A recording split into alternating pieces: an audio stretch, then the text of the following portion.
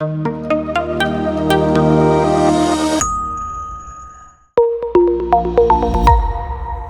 evening all. Once again, welcome to the third session of orientation. നിങ്ങളുടെ syllabus decoding session ആണ് ഇന്ന് നടക്കുന്നത്.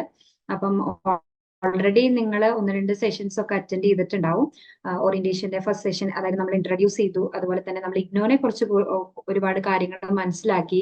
ഇപ്പം നിങ്ങൾ എന്താണ് MBA അല്ലെങ്കിൽ MPA നിങ്ങൾ എന്താണ് പഠിക്കുന്ന സബ്ജക്ട്സ് എന്തൊക്കെയാണ്, നമ്മൾ പഠിക്കുന്ന കോഴ്സസ് എന്തൊക്കെയാണ്, ഒരു സെമസ്റ്ററിൽ നമുക്ക് എന്തൊക്കെ കാര്യങ്ങളാണ് വരുന്നത്, അസൈൻമെന്റ്സ് എങ്ങനെയാണ്, സബ്ജക്ട്സ് എന്തൊക്കെയാണ് എന്നുള്ളതിനെ കുറിച്ചുള്ള ഡീറ്റെയിൽഡ് ആയിട്ടുള്ള ഒരു സെഷനാണ് ഈ പറയുന്ന സിലബസ് ഡീകോഡിംഗ്. അപ്പം once again welcome to the session.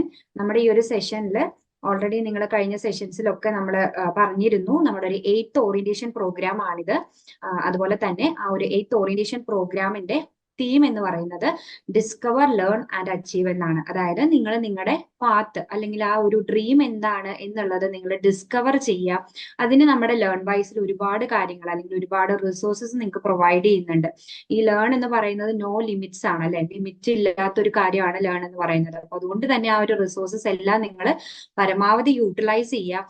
അതുപോലെ തന്നെ ആ ഒരു യൂട്ടിലൈസേഷനിലൂടെ നിങ്ങൾക്ക് നിങ്ങളുടെ ഡ്രീം അല്ലെങ്കിൽ ആ ഒരു പാഷൻ അച്ചീവ് ചെയ്യാനായിട്ടും സാധിക്കട്ടെ എന്ന് പ്രാർത്ഥിക്കുന്നു. അതുപോലെ തന്നെ ഇപ്പം നമ്മുടെ ഈ ഒരു സെഷനിൽ നമുക്ക് കൂടെ റെക്കോർഡിങ്ങിനായിട്ടും അതുപോലെ തന്നെ കൂടെ മെന്റർ ചെയ്യാനായിട്ടും Sandra ma'am, commerce and management ഡിപ്പാർട്ട്മെന്റിൽ നിന്നുള്ള സാൻഡ്ര മാം ഉണ്ട്, ജയ്ഷ മാം ഉണ്ട്, അതുപോലെ തന്നെ മെഗാ മാമും നമ്മുടെ കൂടെ ഉണ്ട്. അപ്പം നമുക്ക് നിങ്ങളുടെ സിലബസ് ഡീകോഡിംഗ് ഡീറ്റെയിൽ ആയിട്ടുള്ള നിങ്ങളുടെ MBAയിൽ എന്തൊക്കെയാണ് നിങ്ങൾക്ക് പഠിക്കാനുള്ളത് എന്നുള്ളതിനെ കുറിച്ചുള്ള ഡീറ്റെയിൽഡ് ക്ലാസ് നമുക്ക് സ്റ്റാർട്ട് ചെയ്യാം. ഓക്കെ, നിങ്ങൾക്ക് എല്ലാവർക്കും അറിയാവുന്നതാണ് നമ്മുടെ program master of business administration ആണ്, അല്ലെ? MBA എന്നുള്ളതാണ് നമ്മുടെ പ്രോഗ്രാമിന്റെ കോഡ് വരുന്നത്. നമ്മുടെ പ്രോഗ്രാം നമ്മൾ ഈ ഒരു സെഷനിൽ ഡിസ്കസ് ചെയ്യുന്നത് ഇന്ന് നമ്മൾ ഈ ഒരു സെഷനിൽ ഡിസ്കസ് ചെയ്യുന്നത് എന്തൊക്കെയാണ് ഈ ഒരു MBA എന്നുള്ളതിൽ നമ്മുടെ പ്രോഗ്രാം സ്ട്രക്ചർ എങ്ങനെയൊക്കെയാണ്,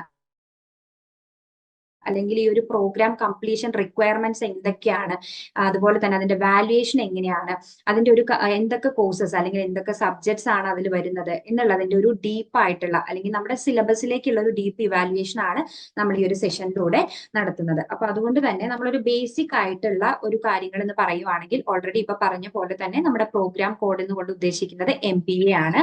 അത് നമ്മൾ ഓഫർ ചെയ്യുന്നത് സ്കൂൾ ഓഫ് മാനേജ്മെന്റ് സ്റ്റഡീസ് ആണ്. അതുപോലെ തന്നെ ഓരോ കോഴ്സസും നമ്മൾ എന്ത് ചെയ്യുന്നുണ്ട്, ബ്ലോക്സ് ആയിട്ടും യൂണിറ്റ്സ് ആയിട്ടും അതുപോലെ തന്നെ ലെസൺസ് ആയിട്ടും ഡിവൈഡ് ചെയ്യുന്നുണ്ട്. ഒരു സബ്ജക്റ്റിനെ ഇഗ്നോയുടെ സിലബസ് ബേസിസിൽ നമ്മൾ ബ്ലോക്സ് ആയിട്ടും യൂണിറ്റ്സ് ആയിട്ടും ലെസൺസ് ആയിട്ടുമാണ് ഡിവൈഡ് ചെയ്തിരിക്കുന്നത് അല്ലെങ്കിൽ അവതരിപ്പിക്കുന്നത്. ഇനി അതുപോലെ തന്നെ എന്താണ് ക്രെഡിറ്റ്, അതായത് നിങ്ങളിപ്പോ നിങ്ങളുടെ പ്രോഗ്രാം ഗൈഡ് ഒക്കെ എടുത്തു നോക്കുമ്പോൾ നമുക്ക് കാണാൻ സാധിക്കുന്നതാണ് ക്രെഡിറ്റ് എന്നത്. അതായത് നമ്മൾ ഒരു ക്രെഡിറ്റ് കൊണ്ട് ഉദ്ദേശിക്കുന്നത് 30 hours ഓഫ് മിനിമം നമ്മൾ ചിലവഴിക്കേണ്ട ടൈം എത്രയാണ് എന്നുള്ളത് നമുക്ക് ഇഗ്നോ പ്രൊവൈഡ് ചെയ്യുന്നുണ്ട്. അതിനെയാണ് നമ്മൾ ക്രെഡിറ്റ് കൊണ്ട് ഉദ്ദേശിക്കുന്നത്. അപ്പം 1 ക്രെഡിറ്റ് കൊണ്ട് ഉദ്ദേശിക്കുന്നത് 30 hours ഓഫ് ടൈം ആണ്. അതായത് ഒരു ക്രെഡിറ്റ് കൊണ്ട് ഉദ്ദേശിക്കുന്നത് 30 hours ഓഫ് ടൈം ആണ്. അതായത് ഫോർ എക്സാമ്പിൾ ഇപ്പൊ പറയുവാണെങ്കിൽ നമുക്കൊരു സബ്ജക്ട് ഇപ്പൊ ഹ്യൂമൻ റിസോഴ്സ് മാനേജ്മെന്റ് പഠിക്കാനായിട്ട് നമുക്ക് 4 ക്രെഡിറ്റ്സ് ആണ് നമുക്ക് കൊടുക്കേണ്ടത് എന്നുണ്ടെങ്കിൽ, അതായത് 4 into 30 120 hours നമ്മൾ അവിടെ എന്ത് ചെയ്യണം, മിനിമം നമ്മൾ സ്പെൻഡ് ചെയ്തിരിക്കണം എന്നുള്ളതാണ് പറയുന്നത്. അതുപോലെ തന്നെ നമ്മൾ ഈ ഒരു പ്രോഗ്രാമിന്റെ ഡ്യൂറേഷൻ നിങ്ങൾക്ക് ഓൾറെഡി അറിയാവുന്നതാണ്, 2 year ഡ്യൂറേഷൻ ആണ്. ബട്ട് എന്തെങ്കിലും റീസൺസ് നമുക്ക് നമ്മുടെ ഈ ഒരു കോഴ്സിൽ കംപ്ലീഷനിൽ വരുവാണെങ്കിൽ, അതായത് എന്തെങ്കിലും ഒരു എന്താണ് ബ്രേക്ക് വരുവാണെങ്കിൽ അത് നമുക്ക് എന്ത് ചെയ്യാം, 4 years കൊണ്ട് നമുക്ക് കംപ്ലീറ്റ് ചെയ്താൽ മതി എന്നുള്ള ഒരു ഫ്ലെക്സിബിലിറ്റി നമുക്ക് ഇഗ്നോ പ്രൊവൈഡ് ചെയ്യുന്നുണ്ട്. അപ്പൊ ഓൾറെഡി പറഞ്ഞ പോലെ തന്നെ 28 കോഴ്സസ് ആണ് നമുക്ക് ഓവറോൾ, അതായത് ഈ ഒരു MBA എന്ന് പറയുന്ന അല്ലെങ്കിൽ മാസ്റ്റർ ഓഫ് ബിസിനസ് അഡ്മിനിസ്ട്രേഷനിൽ 28 കോഴ്സസ് അഥവാ സബ്ജക്ട്സ് നമ്മൾ പഠിക്കുന്നുണ്ട്. ടോട്ടൽ 116 ക്രെഡിറ്റ്സും നമ്മൾ അവിടെ ചെലവഴിക്കേണ്ടതായിട്ട് വരുന്നുണ്ട്. അപ്പോൾ ഓൾറെഡി പറഞ്ഞ പോലെ തന്നെ ടോട്ടൽ കോഴ്സസ് എന്ന് പറയുന്നത് 28 ആണ്. ടോട്ടൽ ക്രെഡിറ്റ്സ് ആയിട്ട് വരുന്നത് 116 പോയിന്റ്സ് ആണ്. ഇനി ഇയർ 1ൽ നമ്മൾ 14 കോഴ്സസ്, അതായത് സെമസ്റ്റർ 1 ആൻഡ് സെമസ്റ്റർ 2 ഇൻക്ലൂഡ് ചെയ്തുകൊണ്ട് ഓരോ സെമസ്റ്ററിലും ഈച്ച് 7 സബ്ജക്ട്സ് അഥവാ 7 കോഴ്സസ് ആണ് വരുന്നത്. അങ്ങനെ ടോട്ടൽ 14 കോഴ്സസ് ആണ് ഇയർ 1ലും, അതുപോലെ തന്നെ 14 കോഴ്സസ് ഇയർ 2ലും നമുക്ക് പഠിക്കേണ്ടതായിട്ടുണ്ട്. ഇയർ 1ൽ 56 ക്രെഡിറ്റ്സും അതുപോലെ തന്നെ ഇയർ 2ൽ 60 ക്രെഡിറ്റ്സും ആണ് വരുന്നത്. ഇനി ഇതേപോലെ തന്നെ സെമസ്റ്റർ 1ൽ 7 കോഴ്സസും അതുപോലെ തന്നെ 28 ക്രെഡിറ്റ്സ്. സെമസ്റ്റർ 2ലേക്ക് വരുന്ന സമയത്ത് 7 കോഴ്സസ് ആൻഡ് 28 ക്രെഡിറ്റ്സ്. സെമസ്റ്റർ 3ലേക്ക് വരുന്ന സമയത്ത് 7 കോഴ്സസ് ആൻഡ് 32 ക്രെഡിറ്റ്സ് ആണ് വരുന്നത്. ഫോർത്ത് സെമസ്റ്ററിലേക്ക് വരുന്ന സമയത്ത് 7 കോഴ്സസ് ആൻഡ് 28 ക്രെഡിറ്റ്സ്. ഇനി നമുക്ക് ഓരോ സെമസ്റ്ററും എന്താണ് കുറച്ചൊന്ന് ഡീറ്റെയിൽ ആയിട്ട് നോക്കാം, അല്ലെങ്കിൽ ഓരോ സെമസ്റ്ററിലും വരുന്ന സബ്ജക്ട്സ് ഏതൊക്കെയാണ് എന്നുള്ളതാണ് നമുക്ക് നോക്കാനായിട്ട് വരുന്നത്. സെമസ്റ്റർ 1 ഓൾറെഡി നമ്മൾ പറഞ്ഞ പോലെ തന്നെ 7 കോഴ്സസ് അഥവാ 7 സബ്ജക്ട്സ് ആണ് വരുന്നത്. Management functions and organisational process MMPC 001, human resource management MMPC 002, business environment MMPC 003, accounting for managers MMPC 004, quantitative analysis for managerial application MMPC 005, marketing management, അതുപോലെ തന്നെ ബിസിനസ് കമ്മ്യൂണിക്കേഷൻ. ഈ 7 കോഴ്സസ് ആണ് നമുക്ക് സെമസ്റ്റർ 1ലായിട്ട് നമുക്ക് വരുന്നത്. ഇനി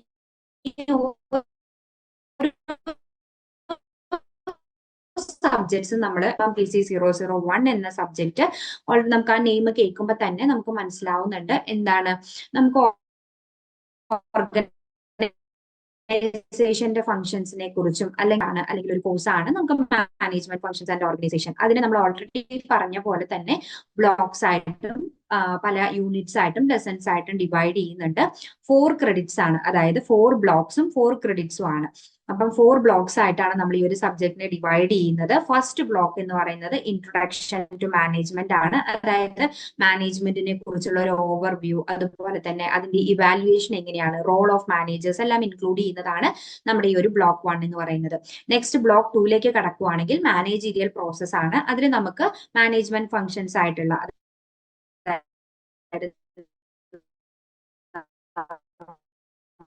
കഴിഞ്ഞ +2 മുതലേ നമ്മൾ പഠിച്ചു വരൂല് ഇൻക്ലൂഡ് ചെയ്യുന്നത്. ഇനി ബ്ലോക്ക് 3ലേക്ക് വരുവാണെങ്കിൽ മാനേജർ, അതായത് ഇതിന്റെ ഒരു കണ്ടിന്യൂവേഷൻ ആണ് ബ്ലോക്ക് 2വിന്റെ ലീഡിങ് ആൻഡ് മോട്ടിവേറ്റിംഗ്, അതുപോലെ തന്നെ ഡിസിഷൻ മേക്കിംഗ്, ഇതെല്ലാം തന്നെയാണ് ബ്ലോക്ക് 3യിലേക്ക് വരുന്നത്. ഇനി ബ്ലോക്ക് 4ലേക്ക് നോക്കുന്ന സമയത്ത് ഓർഗനൈസേഷണൽ പ്രോസസ് ആണ് ബ്ലോക്ക് 4, അതായത് organisation structure, formal structure, informal structures ഒക്കെ വരുന്നുണ്ടല്ലോ, അതായത് പാർട്ട്ണർഷിപ്പും അതായത് സോൾ ട്രേഡ് പാർട്ട്ണർഷിപ്പ് അങ്ങനത്തെ കാര്യങ്ങളൊക്കെ പറയുന്ന ഒരു ബ്ലോക്കാണ് ബ്ലോക്ക് 4ലേക്ക് വരുന്നത്. ഓർഗനൈസേഷൻ കമ്മ്യൂണിക്കേഷൻ പ്രോസസ്സ്, ഓർഗനൈസേഷൻ കൾച്ചറുകളെ കുറിച്ച് പറയുന്നത്, managing changes, ethics and corporate social റെസ്പോൺസിബിലിറ്റീസിനൊക്കെ കുറിച്ച് പറയുന്ന ബ്ലോക്കാണ് ബ്ലോക്ക് 4. ഇനി next subject MMPC 002 human resource management എന്ന് പറയുന്നത്, ഹ്യൂമൻ റിസോഴ്സ് അതായത് നമ്മൾ ഓൾറെഡി കഴിഞ്ഞ സബ്ജക്റ്റിൽ നമ്മൾ മാനേജ്മെന്റ് അല്ലെങ്കിൽ ഒരു ഓർഗനൈസേഷനെ കുറിച്ചാണ് പറയുന്നതെങ്കിൽ ആ ഒരു ഓർഗനൈസേഷനിൽ ഏറ്റവും ഇമ്പോർട്ടന്റ് ആയിട്ടുള്ള ഒരു കാര്യമാണ് എന്ത്, ഹ്യൂമൻ റിസോഴ്സ് മാനേജ്മെന്റ് എന്ന് പറയുന്നത്, അല്ലെ ഹ്യൂമൻ റിസോഴ്സ് എന്ന് പറയുന്നത്. അപ്പൊ അതിന്റെ മാനേജ്മെന്റിനെ കുറിച്ച് പഠിക്കുന്ന ഒരു സബ്ജക്റ്റ് ആണ് ഹ്യൂമൻ റിസോഴ്സ് മാനേജ്മെന്റ്. അപ്പം അതിനെയും എഗെയിൻ എന്ത് ചെയ്യുന്നുണ്ട്, 4 ബ്ലോക്സ് ആയിട്ട് ഡിവൈഡ് ചെയ്യുന്നുണ്ട്. ബ്ലോക്ക് 1 എന്ന് പറയുമ്പോൾ ഹ്യൂമൻ റിസോഴ്സ് മാനേജ്മെന്റിലേക്കുള്ള ഇൻട്രൊഡക്ഷൻ ആണ്, എന്താണ് ഹ്യൂമൻ റിസോഴ്സ് എന്നുള്ളത്, ആ കൺസെപ്റ്റ് എന്താണ്, അതിന്റെ ഫങ്ഷൻസ് എന്തൊക്കെയാണ്, അതിന്റെ ഒരു എൻവയോൺമെന്റ് എങ്ങനെയാണ് എന്നുള്ളതൊക്കെ മനസ്സിലാക്കി തരുന്ന ഒരു ബ്ലോക്കാണ് ഫസ്റ്റ് ബ്ലോക്ക് ആയിട്ട് വരുന്നത്. സെക്കൻഡ് ബ്ലോക്ക് നോക്കുകയാണെങ്കിൽ സോഴ്സിംഗ് ഓഫ് ഹ്യൂമൻ റിസോഴ്സസ് ആണ്, അതായത് നമ്മൾ എങ്ങനെ ഹ്യൂമൻ റിസോഴ്സസിനെ പ്ലാൻ ചെയ്യാം, എങ്ങനെ ജോബ് അനാലിസിസ് നടത്തുന്നു, ഡിസൈൻ, അതായത് അവരുടെ റിക്രൂട്ട്മെന്റ്സ് എങ്ങനെയൊക്കെയാണ്, അവരെ സെലക്ട് ചെയ്യുന്നത് എങ്ങനെയൊക്കെയാണ്, അതിലും നമുക്ക് വരുന്ന സോഷ്യലൈസേഷനും മൊബിലിറ്റി, ഇതെല്ലാമാണ് ബ്ലോക്ക് 2വിൽ നമ്മൾ ഡിസ്കസ് ചെയ്യുന്നുണ്ടാവുക. ബ്ലോക്ക് 3യിലേക്ക് വരുന്ന സമയത്ത് പെർഫോമൻസ് ആൻഡ് കോമ്പൻസേഷൻ മാനേജ്മെന്റ്, അതായത് നമ്മളൊരു ഹ്യൂമൻ റിസോഴ്സ് മാനേജ്മെന്റിന്റെ ഇൻക്ലൂഡ് ചെയ്യുന്ന വൺ ഓഫ് ദ പാർട്ട് ആണ് ഈ അവരുടെ പെർഫോമൻസ് ഇവാലുവേഷനും അവർക്ക് കൊടുക്കുന്ന റിവാർഡും കാര്യങ്ങളൊക്കെ അല്ലെ. അപ്പൊ അത് തന്നെയാണ് ഇതിൽ വരുന്നത്, പെർഫോമൻസ്, അവരുടെ പെർഫോമൻസ് മാനേജ്മെന്റ്, അതുപോലെ തന്നെ career development, training and development, അതുപോലെ കോമ്പൻസേഷൻ ആൻഡ് റിവാർഡ് മാനേജ്മെന്റ്, ഇതാണ് ബ്ലോക്ക് 3യിൽ ഇൻക്ലൂഡ് ചെയ്യുന്നത്. ബ്ലോക്ക് 4ലേക്ക് വരുന്ന സമയത്ത് എംപ്ലോയർ റിലേഷൻസിനെ കുറിച്ചാണ് ഈ ഒരു ബ്ലോക്ക് 4ൽ ഡിസ്കസ് ചെയ്യുന്നുണ്ടാവുക. എംപ്ലോയി എൻഗേജ്മെന്റ് പ്രോസസ് എന്തൊക്കെയാണ്, ഗ്രീവിയൻസ് ഹാൻഡ്ലിംഗ് എങ്ങനെയൊക്കെയാണ്, അതിന്റെ ഡിസിപ്ലിൻ പ്രൊസീജിയേഴ്സ് എന്തൊക്കെ, യൂണിയൻസ് ആൻഡ് അസോസിയേഷനെ കുറിച്ചൊക്കെയാണ് ബ്ലോക്ക് 4ൽ ഡിസ്കസ് ചെയ്യുന്നുണ്ടാവുക.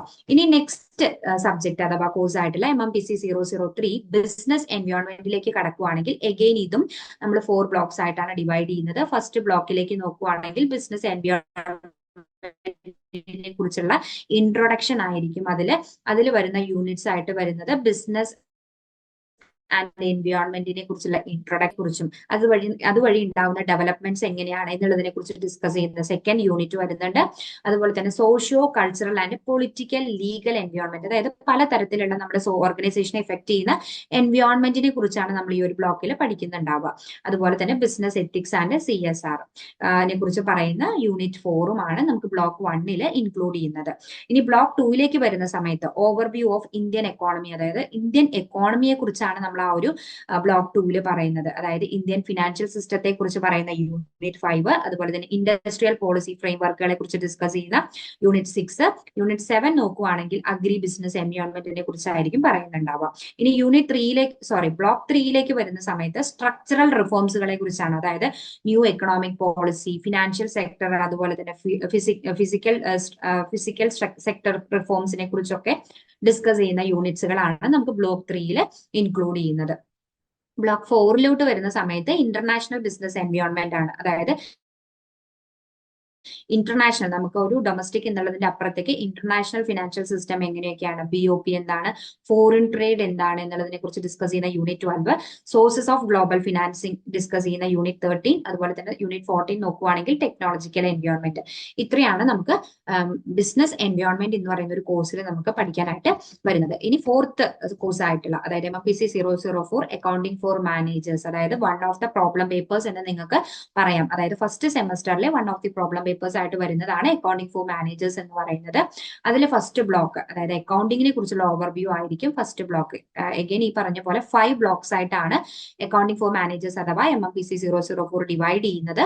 അപ്പം അക്കൗണ്ടിംഗിലേക്കുള്ള ഒരു ഓവർവ്യൂ അല്ലെങ്കിൽ അതിന്റെ ഒരു ഇൻട്രൊഡക്ഷൻ, ആ കൺസെപ്റ്റ് എന്താണ്, അതിന്റെ ബേസിക് ആയിട്ടുള്ള കാര്യങ്ങളെല്ലാം പറഞ്ഞു തരുന്നതായിരിക്കും നമുക്ക് ഈ ബ്ലോക്ക് 1 എന്ന് പറയുന്നത്. അതായത് ഇൻട്രൊഡക്ഷൻ ടു അക്കൗണ്ടിംഗ് എന്നുള്ള unit 1, preparation of book of accounts, അതായത് profit and loss account, trading account തുടങ്ങിയ കാര്യങ്ങളെല്ലാം പ്രിപ്പയർ ചെയ്യുന്നത് എങ്ങനെ എന്നുള്ളത് ഡിസ്കസ് ചെയ്യുന്ന യൂണിറ്റ് 2, ഫിനാൻഷ്യൽ സ്റ്റേറ്റ്മെന്റ്സിനെ കുറിച്ച് പറയുന്ന, ബാലൻസ് ഷീറ്റ് കാര്യങ്ങളെ കുറിച്ച് പറയുന്ന യൂണിറ്റ് 3, അതുപോലെ തന്നെ പ്രിപ്പറേഷൻ ഓഫ് ഫൈനൽ അക്കൗണ്ട്സ് എങ്ങനെയാണ് നമ്മൾ പ്രിപ്പയർ ചെയ്യുന്നത് കമ്പനീസിന്റെ എന്നുള്ളത് ഡിസ്കസ് ചെയ്യുന്ന യൂണിറ്റ് 4, ക്യാഷ് ഫ്ലോ സ്റ്റേറ്റ്മെന്റ്സിനെ കുറിച്ച് പ്രിപ്പയർ ചെയ്യുന്നതും എങ്ങനെയാണ് അതിന്റെ തിയറി പാർട്ടും എല്ലാം ഡിസ്കസ് ചെയ്യുന്ന യൂണിറ്റ് 5.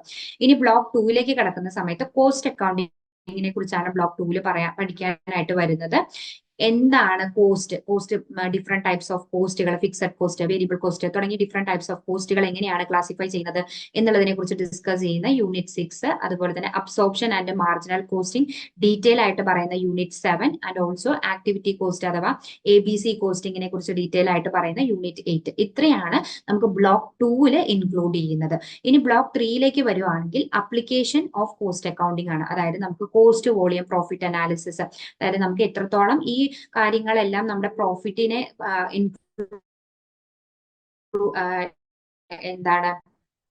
ഇംപ്രൂവ് ചെയ്യാനായിട്ട് ഹെൽപ്പ് ചെയ്യുന്നുണ്ട് തുടങ്ങിയ കാര്യങ്ങൾ യൂണിറ്റ് 9ൽ ഇൻക്ലൂഡ് ചെയ്തിട്ടുള്ളത്. യൂണിറ്റ് 10ലേക്ക് നോക്കുവാണെങ്കിൽ ബഡ്ജറ്റിംഗ് എന്താണ്, ബഡ്ജറ്ററി കൺട്രോൾ എന്താണ് എന്നുള്ളതിനെ കുറിച്ച് പറയുന്ന ടോപ്പിക്കുകളായിരിക്കും. യൂണിറ്റ് 11ലേക്ക് വരുവാണെങ്കിൽ വേരിയൻസ് അനാലിസിസ്, അതായത് മെറ്റീരിയൽ വേരിയൻസസ്, ലേബർ വേരിയൻസസ് തുടങ്ങിയ കാര്യങ്ങൾ ഡിസ്കസ് ചെയ്യുന്നതായിരിക്കും യൂണിറ്റ് 11. ദാറ്റ് ഈസ് ഇത്രയാണ് നമുക്കൊരു ബ്ലോക്ക് 3ൽ ഇൻക്ലൂഡ് ചെയ്യുന്നത്.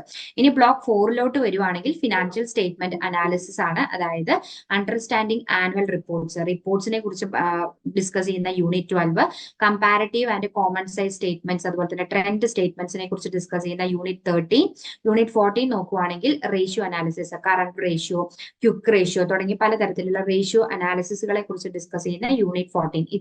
ഇത്രയാണ് നമുക്ക് ബ്ലോക്ക് 4ൽ ഇൻക്ലൂഡ് ചെയ്യുന്നത്. ഇനി ബ്ലോക്ക് 5ലേക്ക് വരുവാണെങ്കിൽ എമേർജിംഗ് ഇഷ്യൂസ് ഇൻ അക്കൗണ്ടിങ്, അതായത് നമ്മുടെ റീസെന്റ് ട്രെൻഡിനനുസരിച്ച് നമ്മുടെ അക്കൗണ്ടിങ്ങിന്റെ പ്രൊസീജിയേഴ്സിൽ ഉണ്ടാവുന്ന ഇഷ്യൂസ് എന്തൊക്കെയാണ് എന്നുള്ളതിനെ കുറിച്ച് ഡിസ്കസ് ചെയ്യുന്ന ഒരു ബ്ലോക്കാണ് ബ്ലോക്ക് 5. അതായത് യൂണിറ്റ് 15 ഹ്യൂമൻ റിസോഴ്സ് അക്കൗണ്ടിങ്, അതുപോലെ തന്നെ ഫോറൻസിക് അക്കൗണ്ടിങ് യൂണിറ്റ് 16. ഇത്രയാണ് ബ്ലോക്ക് 5ൽ വരുന്നത്.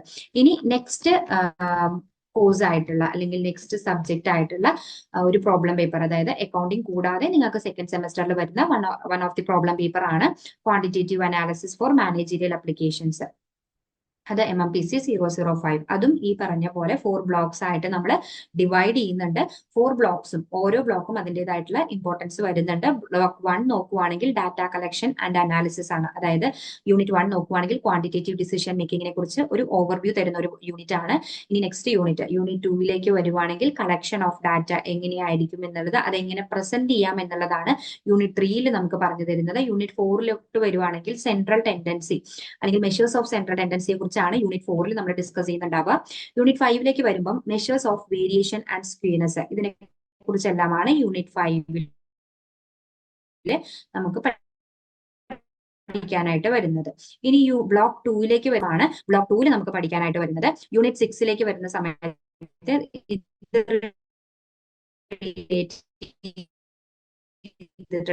അതായത് പ്രോബബിലിറ്റി റിലേറ്റ് ചെയ്ത് വരുന്ന ബേസിക്സിൽ നമുക്ക് പറയുന്നതാണ് ഡിസ്ക്രീറ്റ് പ്രോബബിലിറ്റി ഡിസ്ട്രിബ്യൂഷൻസ് എന്നുള്ളതിനെ കുറിച്ചായിരിക്കും. യൂണിറ്റ് 8 വരുമ്പം കണ്ടിന്യൂസ് പ്രോബബിലിറ്റിയെ കുറിച്ച്, അതുപോലെ തന്നെ കണ്ടിന്യൂസ് പ്രോബബിലിറ്റി ഡിസ്ട്രിബ്യൂഷനെ കുറിച്ചായിരിക്കും. യൂണിറ്റ് 9 വരുമ്പം എന്താണ് ഡിസിഷൻ തിയറി, ഡിസിഷൻ ട്രീ തുടങ്ങിയ കാര്യങ്ങളായിരിക്കും യൂണിറ്റ് 9 ഉണ്ടാവുക. ഇനി ബ്ലോക്ക് 3 വരുന്ന സമയത്ത് സാമ്പിളിംഗ് ആൻഡ് സാമ്പിളിംഗ് ഡിസ്ട്രിബ്യൂഷൻസ് ആണ്. അതായത് സാമ്പിളിങ്ങിനെ കുറിച്ചും സാമ്പിളിംഗ് ഡിസ്ട്രിബ്യൂഷൻസിനെ കുറിച്ചും പറയുന്ന ബ്ലോക്കാണ് ബ്ലോക്ക് 3 ആയിട്ട് വരുന്നത്. യൂണിറ്റ് 10 അതായത് സാമ്പിളിംഗ് മെത്തേഡ്സിനെ കുറിച്ച് പറയുന്നതാണ് യൂണിറ്റ് 10. യൂണിറ്റ് 11 വരുവാണെങ്കിൽ സാമ്പിളിംഗ് ഡിസ്ട്രിബ്യൂഷൻസ് ആണ് ഡിസ്കസ് ചെയ്യുന്നുണ്ടാവുക. യൂണിറ്റ് 12 വരുമ്പം ടെസ്റ്റിംഗ് ഓഫ് ഹൈപ്പോത്തസിസ് ആണ്. യൂണിറ്റ് 13 വരുമ്പം കൈ സ്ക്വയർ ടെസ്റ്റുകളെ കുറിച്ചായിരിക്കും നമുക്ക് പഠിക്കാനായിട്ട് വരുന്നത്. ഇനി ബ്ലോക്ക് 4 വരുന്ന സമയത്ത് ഫോർകാസ്റ്റിംഗ് മെത്തേഡ്സുകളെ കുറിച്ചാണ് നമുക്ക് എന്തിൽ വരുന്നത്, ബ്ലോക്ക് 4 വരുന്നത്. അതായത് യൂണിറ്റ് 14 ബിസിനസ് ഫോർകാസ്റ്റിംഗ് എന്താണ്, അതിൽ റിലേറ്റ് ചെയ്ത് വരുന്ന കാര്യങ്ങളും, അതുപോലെ തന്നെ യൂണിറ്റ് 50 നോക്കുകയാണെങ്കിൽ കോറിലേഷൻ റിഗ്രഷനെ കുറിച്ചും കോഎഫിഷ്യന്റിനെ കുറിച്ചും ഒക്കെ പറയുന്ന ഒരു യൂണിറ്റ് ആണ് unit 15. Unit 16 time series analysis. ഇത്രയാണ് നമുക്ക് ബ്ലോക്ക് 4 ഇൻക്ലൂഡ് ചെയ്യുന്നത്. അപ്പം ഇത്രയാണ് ഒരു അതായത് MMPC 005 ഇൻക്ലൂഡ് ചെയ്യുന്ന ബ്ലോക്സ് ആയിട്ട് വരുന്നത്. ഇനി നെക്സ്റ്റ് കോഴ്സ് ആയിട്ടുള്ള അല്ലെങ്കിൽ നെക്സ്റ്റ് സബ്ജക്റ്റ് ആയിട്ട് വരുന്നത് മാർക്കറ്റിംഗ് മാനേജ്മെന്റ് ആണ്. ഇത് HRM പോലെ തന്നെ അത്യാവശ്യം നമുക്ക് എന്താണ് റീസെന്റ് ആയിട്ടുള്ള കാര്യങ്ങളെല്ലാം നമുക്ക് വെച്ച് അത്യാവശ്യം ഈസിലി പഠിച്ചു പോകാവുന്ന കാര്യങ്ങളായിരിക്കും. അതും എഗെയിൻ ഈ പറഞ്ഞ പോലെ 4 ബ്ലോക്സ് ആയിട്ട് ഡിവൈഡ് ചെയ്യുന്നുണ്ട്. മാർക്കറ്റിംഗ് മാനേജ്മെന്റ് MMPC 006 എന്ന സബ്ജക്റ്റിനെ ബ്ലോക്ക് 1 നോക്കുവാണെങ്കിൽ മാർക്കറ്റിംഗ് എന്താണ്, മാർക്കറ്റ് എന്താണ് എന്നുള്ളതിനെ കുറിച്ചുള്ള ആ കൺസെപ്റ്റിനെ കുറിച്ചുള്ള ഇൻട്രൊഡക്ഷൻ കൺസെപ്റ്റുകളായിരിക്കും ഈ ബ്ലോക്ക് 1 നമുക്ക് പഠിക്കാനായിട്ട് വരുന്നത്. അതായത് മാർക്കറ്റിംഗിനെ കുറിച്ചുള്ള ഒരു ഓവർവ്യൂ നമുക്ക് തരുന്നുണ്ട്. മാർക്കറ്റിംഗ് എൻവയോൺമെന്റിനെ കുറിച്ചുള്ള അനാലിസിസ് എങ്ങനെയായിരിക്കും, അതുപോലെ തന്നെ എങ്ങനെയാണ് മാർക്കറ്റ് സെഗ്മെന്റേഷൻസ് എന്തൊക്കെയാണ്, ടാർഗറ്റിംഗ് എന്താണ്, പൊസിഷനിങ് എന്താണ് തുടങ്ങിയ കാര്യങ്ങളാണ് യൂണിറ്റ് 3 ഡിസ്കസ് ചെയ്യുന്നുണ്ടാവുക. യൂണിറ്റ് 4 നോക്കുവാണെങ്കിൽ consumer behaviour, king of the marketing അല്ലെങ്കിൽ ആ ഒരു കാര്യം വരുന്നത് നമുക്ക് കൺസ്യൂമർ ആണ് അല്ലെ. അപ്പൊ അതിന്റെ ബിഹേവിയർ അനാലിസിസും എങ്ങനെയായിരിക്കും എന്നുള്ളതൊക്കെ ഡിസ്കസ് ചെയ്യുന്നതാണ് യൂണിറ്റ് 4 വരുന്നത്. ബ്ലോക്ക് 2 വരുവാണെങ്കിൽ പ്രൊഡക്റ്റ് ആൻഡ് പ്രൈസിംഗ് ഡിസിഷൻ ആണ്. പ്രൊഡക്റ്റിനെ കുറിച്ചും ആ പ്രൊഡക്റ്റിന്റെ പ്രൈസിംഗ് എങ്ങനെ നമ്മൾ ഫിക്സ് ചെയ്യും അതുമായി റിലേറ്റ് ചെയ്ത് വരുന്ന കാര്യങ്ങളായിരിക്കും ബ്ലോക്ക് 2 നമ്മൾ പറയുന്നുണ്ടാവുക. ബ്ലോക്ക് 2 ഇൻക്ലൂഡ് ചെയ്യുന്ന ഫസ്റ്റ് യൂണിറ്റ് ആയിട്ടുള്ള യൂണിറ്റ് 5 എടുക്കുവാണെങ്കിൽ പ്രൊഡക്റ്റ് ഡിസിഷൻസിനെ കുറിച്ചായിരിക്കും പറയുന്നത്. യൂണിറ്റ് 6 വരുവാണെങ്കിൽ പ്രൊഡക്റ്റ് ലൈഫ് സൈക്കിളിനെ കുറിച്ചും അതുപോലെ തന്നെ ന്യൂ പ്രൊഡക്റ്റ് ഡെവലപ്മെന്റിനെ കുറിച്ചും ഡിസ്കസ് ചെയ്യുന്ന യൂണിറ്റ് ആണ് യൂണിറ്റ് 7. അതുപോലെ തന്നെ പ്രൈസിംഗ് ഡിസിഷനെ കുറിച്ച് ഡിസ്കസ് ചെയ്യുന്ന യൂണിറ്റ് ആണ് യൂണിറ്റ് 8. ഇനി ബ്ലോക്ക് 3 വരുവാണെങ്കിൽ ഡിസ്ട്രിബ്യൂഷൻ ആൻഡ് പ്രൈസിംഗ് ഡിസിഷൻസ് ആണ്. അതായത് ഇന്റഗ്രേറ്റഡ് മാർക്കറ്റിംഗ് കമ്മ്യൂണിക്കേഷനെ കുറിച്ച് ഡിസ്കസ് ചെയ്യുന്ന യൂണിറ്റ് 9. അതുപോലെ അഡ്വർടൈസിംഗ് അതുപോലെ തന്നെ സെയിൽസ് പ്രൊമോഷനെ കുറിച്ച് ഡിസ്കസ് ചെയ്യുന്ന യൂണിറ്റ് 10. അതുപോലെ യൂണിറ്റ് 11 നോക്കുവാണെങ്കിൽ പേഴ്സണൽ സെല്ലിങ്ങിനെ കുറിച്ചും മാനേജിംഗ് സെയിൽ പേഴ്സണൽസിനെ കുറിച്ചും ഡിസ്കസ് ചെയ്യുന്ന യൂണിറ്റ് ആണ്. അതുപോലെ യൂണിറ്റ് 12 വരുവാണെങ്കിൽ ഡിസ്ട്രിബ്യൂഷൻ മാനേജ്മെന്റിനെ കുറിച്ചായിരിക്കും പറയുന്നുണ്ടാവുക. ഇനി ബ്ലോക്ക് 4 വരുവാണെങ്കിൽ sectoral applications and emerging issues ആണ്. അതായത് മാർക്കറ്റിംഗ് ഓഫ് സർവീസസിനെ കുറിച്ച് പറയുന്ന യൂണിറ്റ് 13. യൂണിറ്റ് 14 ഡിജിറ്റൽ മാർക്കറ്റിംഗ് എന്താണ്, അത് റിലേറ്റ് ചെയ്ത് വരുന്ന കാര്യങ്ങൾ. യൂണിറ്റ് 15 നോക്കുവാണെങ്കിൽ other emerging issues in marketing relate ചെയ്ത് വരുന്ന ഇഷ്യൂസ് എന്തൊക്കെയാണ് എന്നുള്ളതായിരിക്കും ഈ ഒരു മാർക്കറ്റിംഗിൽ ഈ ഒരു ബ്ലോക്കിൽ നമുക്ക് ഡിസ്കസ് ചെയ്യുന്നുണ്ടാവുക. ഇനി ഏറ്റവും ഫൈനൽ സബ്ജക്റ്റ് ആയിട്ടുള്ള അല്ലെങ്കിൽ ഫസ്റ്റ് സെമസ്റ്ററിൽ നമുക്ക് ഏറ്റവും അവസാനത്തെ സബ്ജക്റ്റ് ആയിട്ടുള്ള MMPC 007 അതായത് ബിസിനസ് കമ്മ്യൂണിക്കേഷൻ എന്ന് പറയുന്ന സബ്ജക്റ്റിൽ നമുക്ക് അഗെയിൻ 4 ബ്ലോക്സ് ആയിട്ട് ഡിവൈഡ് ചെയ്യുന്നുണ്ട്. ഓരോ ബ്ലോക്സും അതിൻ്റെതായിട്ടുള്ള ഇമ്പോർട്ടൻസ് കൊടുത്ത് തന്നെ നമ്മൾ പഠിച്ചു പോകണം. ബ്ലോക്ക് 1 നോക്കുവാണെങ്കിൽ കമ്മ്യൂണിക്കേഷനെ കുറിച്ചുള്ള കാര്യങ്ങളായിരിക്കും. കമ്മ്യൂണിക്കേഷന്റെ ഇൻട്രൊഡക്ഷൻ എന്തൊക്കെയാണ് അല്ലെങ്കിൽ അതിനെക്കുറിച്ചുള്ള ബേസിക് ആയിട്ടുള്ള കമ്മ്യൂണിക്കേഷൻ എന്താണ് എന്നുള്ളതിനെ കുറിച്ച് പറയുന്ന unit unit 1, process of communication discuss ചെയ്യുന്ന യൂണിറ്റ് 2, ടൈപ്സ് ഓഫ് കമ്മ്യൂണിക്കേഷൻസ് പറയുന്നുണ്ട്, അതുപോലെ തന്നെ ഫോംസ് ഓഫ് കമ്മ്യൂണിക്കേഷൻ. ഇത്രയാണ് നമുക്കൊരു ബ്ലോക്ക് 1 നമ്മൾ കവർ ചെയ്യുന്നത്. ഇനി ബ്ലോക്ക് 2ലേക്ക് വരുവാണെങ്കിൽ ലിസണിംഗ് ആൻഡ് റീഡിംഗ് സ്കില്ല് എന്നുള്ളതിനെ കുറിച്ച് ഡിസ്കസ് ചെയ്യുന്ന യൂണിറ്റ് 5, ഇന്റർ പേഴ്സണൽ കമ്മ്യൂണിക്കേഷനെ കുറിച്ച് ഡിസ്കസ് ചെയ്യുന്ന യൂണിറ്റ് 6, അതുപോലെ തന്നെ കമ്മ്യൂണിക്കേഷൻ ഇൻ മീറ്റിംഗിൽ ഉണ്ടാവുന്ന കമ്മ്യൂണിക്കേഷൻ എങ്ങനെയൊക്കെയാണ് എന്നുള്ളതിനെ കുറിച്ച് ഡിസ്കസ് ചെയ്യുന്ന യൂണിറ്റ് ആണ് യൂണിറ്റ് 7. യൂണിറ്റ് 8 നോക്കുവാണെങ്കിൽ പ്രസന്റേഷൻ സ്കിൽസിനെ കുറിച്ചായിരിക്കും ഡിസ്കസ് ചെയ്യുന്നുണ്ടാവുക. ഇനി ബ്ലോക്ക് 3ലേക്ക് വരുവാണെങ്കിൽ റിട്ടേൺ കമ്മ്യൂണിക്കേഷനെ കുറിച്ചായിരിക്കും, അതായത് basics of return business communication എന്തൊക്കെയാണ് എന്നുള്ളതായിരിക്കും നമുക്ക് യൂണിറ്റ് 9 പറയുന്നുണ്ടാവുക. യൂണിറ്റ് 10 നോക്കുവാണെങ്കിൽ ഷോർട്ട് ബിസിനസ് കറസ്പോണ്ടൻസിനെ കുറിച്ചായിരിക്കും. യൂണിറ്റ് 11ലേക്ക് വരുന്ന സമയത്ത് ലോങ് ബിസിനസ് കറസ്പോണ്ടൻസിനെ കുറിച്ചായിരിക്കും പറയുന്നുണ്ടാവുക. ബ്ലോക്ക് 4ലേക്ക് വരുന്ന സമയത്ത് കമ്മ്യൂണിക്കേഷൻ ഇൻ ഓർഗനൈസേഷൻ ആണ്, അതായത് എങ്ങനെയാണ് ഒരു ഓർഗനൈസേഷന്റെ അകത്ത് കമ്മ്യൂണിക്കേഷൻ വർക്ക്ഔട്ട് ആവുന്നത് എന്നുള്ളതിനെ കുറിച്ച് പറയുന്ന ബ്ലോക്ക് 4 ആയിരിക്കും. അതിൽ അഗെയിൻ 4 യൂണിറ്റ്സ് ആണ് വരുന്നത്. യൂണിറ്റ് 12 നോക്കുവാണെങ്കിൽ കമ്മ്യൂണിക്കേഷൻ ഫോർ എംപ്ലോയ്മെന്റ് ആണ് ഡിസ്കസ് ചെയ്യുന്നത്. യൂണിറ്റ് 13 നോക്കുവാണെങ്കിൽ ടെക്നോളജി ആൻഡ് കമ്മ്യൂണിക്കേഷൻ ആണ്. അതുപോലെ തന്നെ യൂണിറ്റ് 14 ക്രോസ് കൾച്ചറൽ കമ്മ്യൂണിക്കേഷനെ കുറിച്ചാണ് പറയുന്നത്. യൂണിറ്റ് 15 എത്തിക്സ് ഇൻ കമ്മ്യൂണിക്കേഷൻ ആണ് വരുന്നത്. അപ്പം ഇത്രയും ഈ 7 സബ്ജക്ട്സ് ആണ് നമുക്ക് സെമസ്റ്റർ 1 നമുക്ക് പഠിക്കാനായിട്ട് വരുന്നത്. ഇനി സെമസ്റ്റർ 2ലേക്ക് നോക്കുവാണെങ്കിൽ അഗെയിൻ 7 കോഴ്സസ് ആണ് നമുക്ക് പഠിക്കാനായിട്ട് വരുന്നത്. 28 ക്രെഡിറ്റ്സും വരുന്നുണ്ട്. അതിൽ ഫസ്റ്റ് സബ്ജക്റ്റ് ആണ് ഇൻഫർമേഷൻ സിസ്റ്റം ഫോർ മാനേജേഴ്സ്. അതുപോലെ തന്നെ നെക്സ്റ്റ് നോക്കുവാണെങ്കിൽ management of machines and materials ആണ് വരുന്നത്. തേർഡ് വൺ നോക്കുവാണെങ്കിൽ എക്കണോമിക്സ്, മാനേജീരിയൽ എക്കണോമിക്സ് ആണ്. നെക്സ്റ്റ് നോക്കുവാണെങ്കിൽ social process and behavioural issues. Next നോക്കുവാണെങ്കിൽ സ്ട്രാറ്റജിക് മാനേജ്മെന്റ്, അതുപോലെ തന്നെ ബിസിനസ് ലോസ്, ഫിനാൻഷ്യൽ മാനേജ്മെന്റ്. ഇത്രയും സബ്ജക്ട്സ് ആണ് നമുക്ക് സെമസ്റ്റർ 2 നമുക്ക് പഠിക്കാനായിട്ട് വരുന്നത്. ഇനി ഇപ്പം ഇത്രയും 2 സെമസ്റ്ററുകളിൽ നിങ്ങൾക്ക് എത്ര കോഴ്സസ് ആണ് അല്ലെങ്കിൽ എത്ര സബ്ജക്ട്സ് ആണ് നമുക്ക് പഠിക്കാനുള്ളത് എന്നുള്ളതിനെ കുറിച്ചൊരു ഓവർവ്യൂ നിങ്ങൾക്ക് കിട്ടിയിട്ടുണ്ടാവും. ഇനിയിപ്പം നമുക്ക് ഈ ഒരു സബ്ജക്ട്സ് പഠിക്കുന്നതിലപ്പുറം നമ്മൾ ഓരോ സബ്ജക്ട്സിനും എന്ത് ചെയ്യേണ്ടതുണ്ട്? അസൈൻമെന്റ്സ് നമ്മൾ ഹാൻഡ് റിട്ടൺ ആയിട്ട് പ്രിപ്പയർ ചെയ്ത് സബ്മിറ്റ് ചെയ്യേണ്ടതുണ്ട്. അപ്പം എന്തൊക്കെയാണ് അതർ റിക്വയർമെന്റ്സ്, നമ്മൾ ഈ ഒരു കോഴ്സ് കംപ്ലീറ്റ് ചെയ്യാനുള്ള അതർ റിക്വയർമെന്റ്സ് എന്തൊക്കെയാണ്? അസൈൻമെന്റ്സിനെ കുറിച്ചുള്ള കാര്യങ്ങളും ഇവാലുവേഷനെ കുറിച്ചുള്ള കാര്യങ്ങളും ഒക്കെ ഡിസ്കസ് ചെയ്യാനായിട്ട് അല്ലെങ്കിൽ നിങ്ങൾക്ക് പറഞ്ഞു തരാനായിട്ട് നമ്മുടെ കൊമേഴ്സ് ആൻഡ് മാനേജ്മെന്റ് ഡിപ്പാർട്ട്മെന്റിൽ തന്നെ ഉള്ള എൻറ്റർ ആയിട്ടുള്ള സാൻഡ്ര മാമിനെ വെൽക്കം ചെയ്യാണ്. നമുക്ക് സാൻഡ്ര മാം അതിനെക്കുറിച്ച് കൂടുതൽ കാര്യങ്ങൾ പറഞ്ഞു തരുന്നതായിരിക്കും കേട്ടോ. Sandra ma'am, over to you. Okay, thank you Durga ma'am. ഞാൻ പറയുന്നത് കേൾക്കാമല്ലോ അല്ലേ? കേൾക്കാം.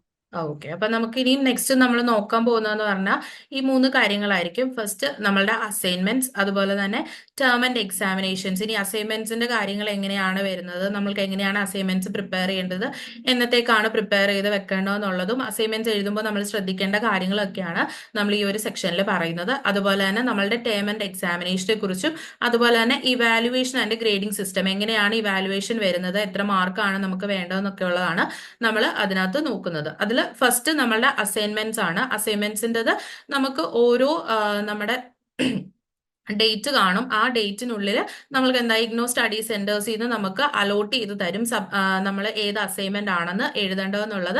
നമ്മളുടെ ഇഗ്നോയുടെ സൈറ്റിനകത്ത് അവർ അപ്ലോഡ് ചെയ്യും. അപ്ലോഡ് ചെയ്തതിനനുസരിച്ച് നമ്മൾ അതിന്റെ ക്വസ്റ്റ്യൻ പേപ്പേഴ്സ് എടുത്തിട്ട് നമ്മൾ എന്ത് ചെയ്യണം? അസൈൻമെന്റ്സ് പ്രിപ്പയർ ചെയ്യണം. ഓരോ സബ്ജക്റ്റിനും നമ്മൾ ഓരോ അസൈൻമെന്റ്സ് പ്രിപ്പയർ ചെയ്യേണ്ടതായിട്ടുണ്ട്. അതിലിപ്പോൾ നമ്മൾ ഫസ്റ്റ് സെമ്മിൽ നമുക്ക് ടോട്ടൽ 7 സബ്ജക്ട്സ് ആണ് വരുന്നത്. ആ 7 സബ്ജക്ട്സിന് നമ്മൾ സെപ്പറേറ്റ് ആയിട്ട് തന്നെ എന്ത് പ്രിപ്പയർ ചെയ്യണം? അസൈൻമെന്റ്സ് പ്രിപ്പയർ ചെയ്യേണ്ടതായിട്ടുണ്ട്. അതിൽ ഇഗ്നോ സ്റ്റഡി സെന്റർ അലോട്ട് ചെയ്ത് തരുന്ന ഏത് അസൈൻമെന്റ് ആണോ അതാണ് നമ്മൾ എന്ത് ചെയ്യേണ്ടത്?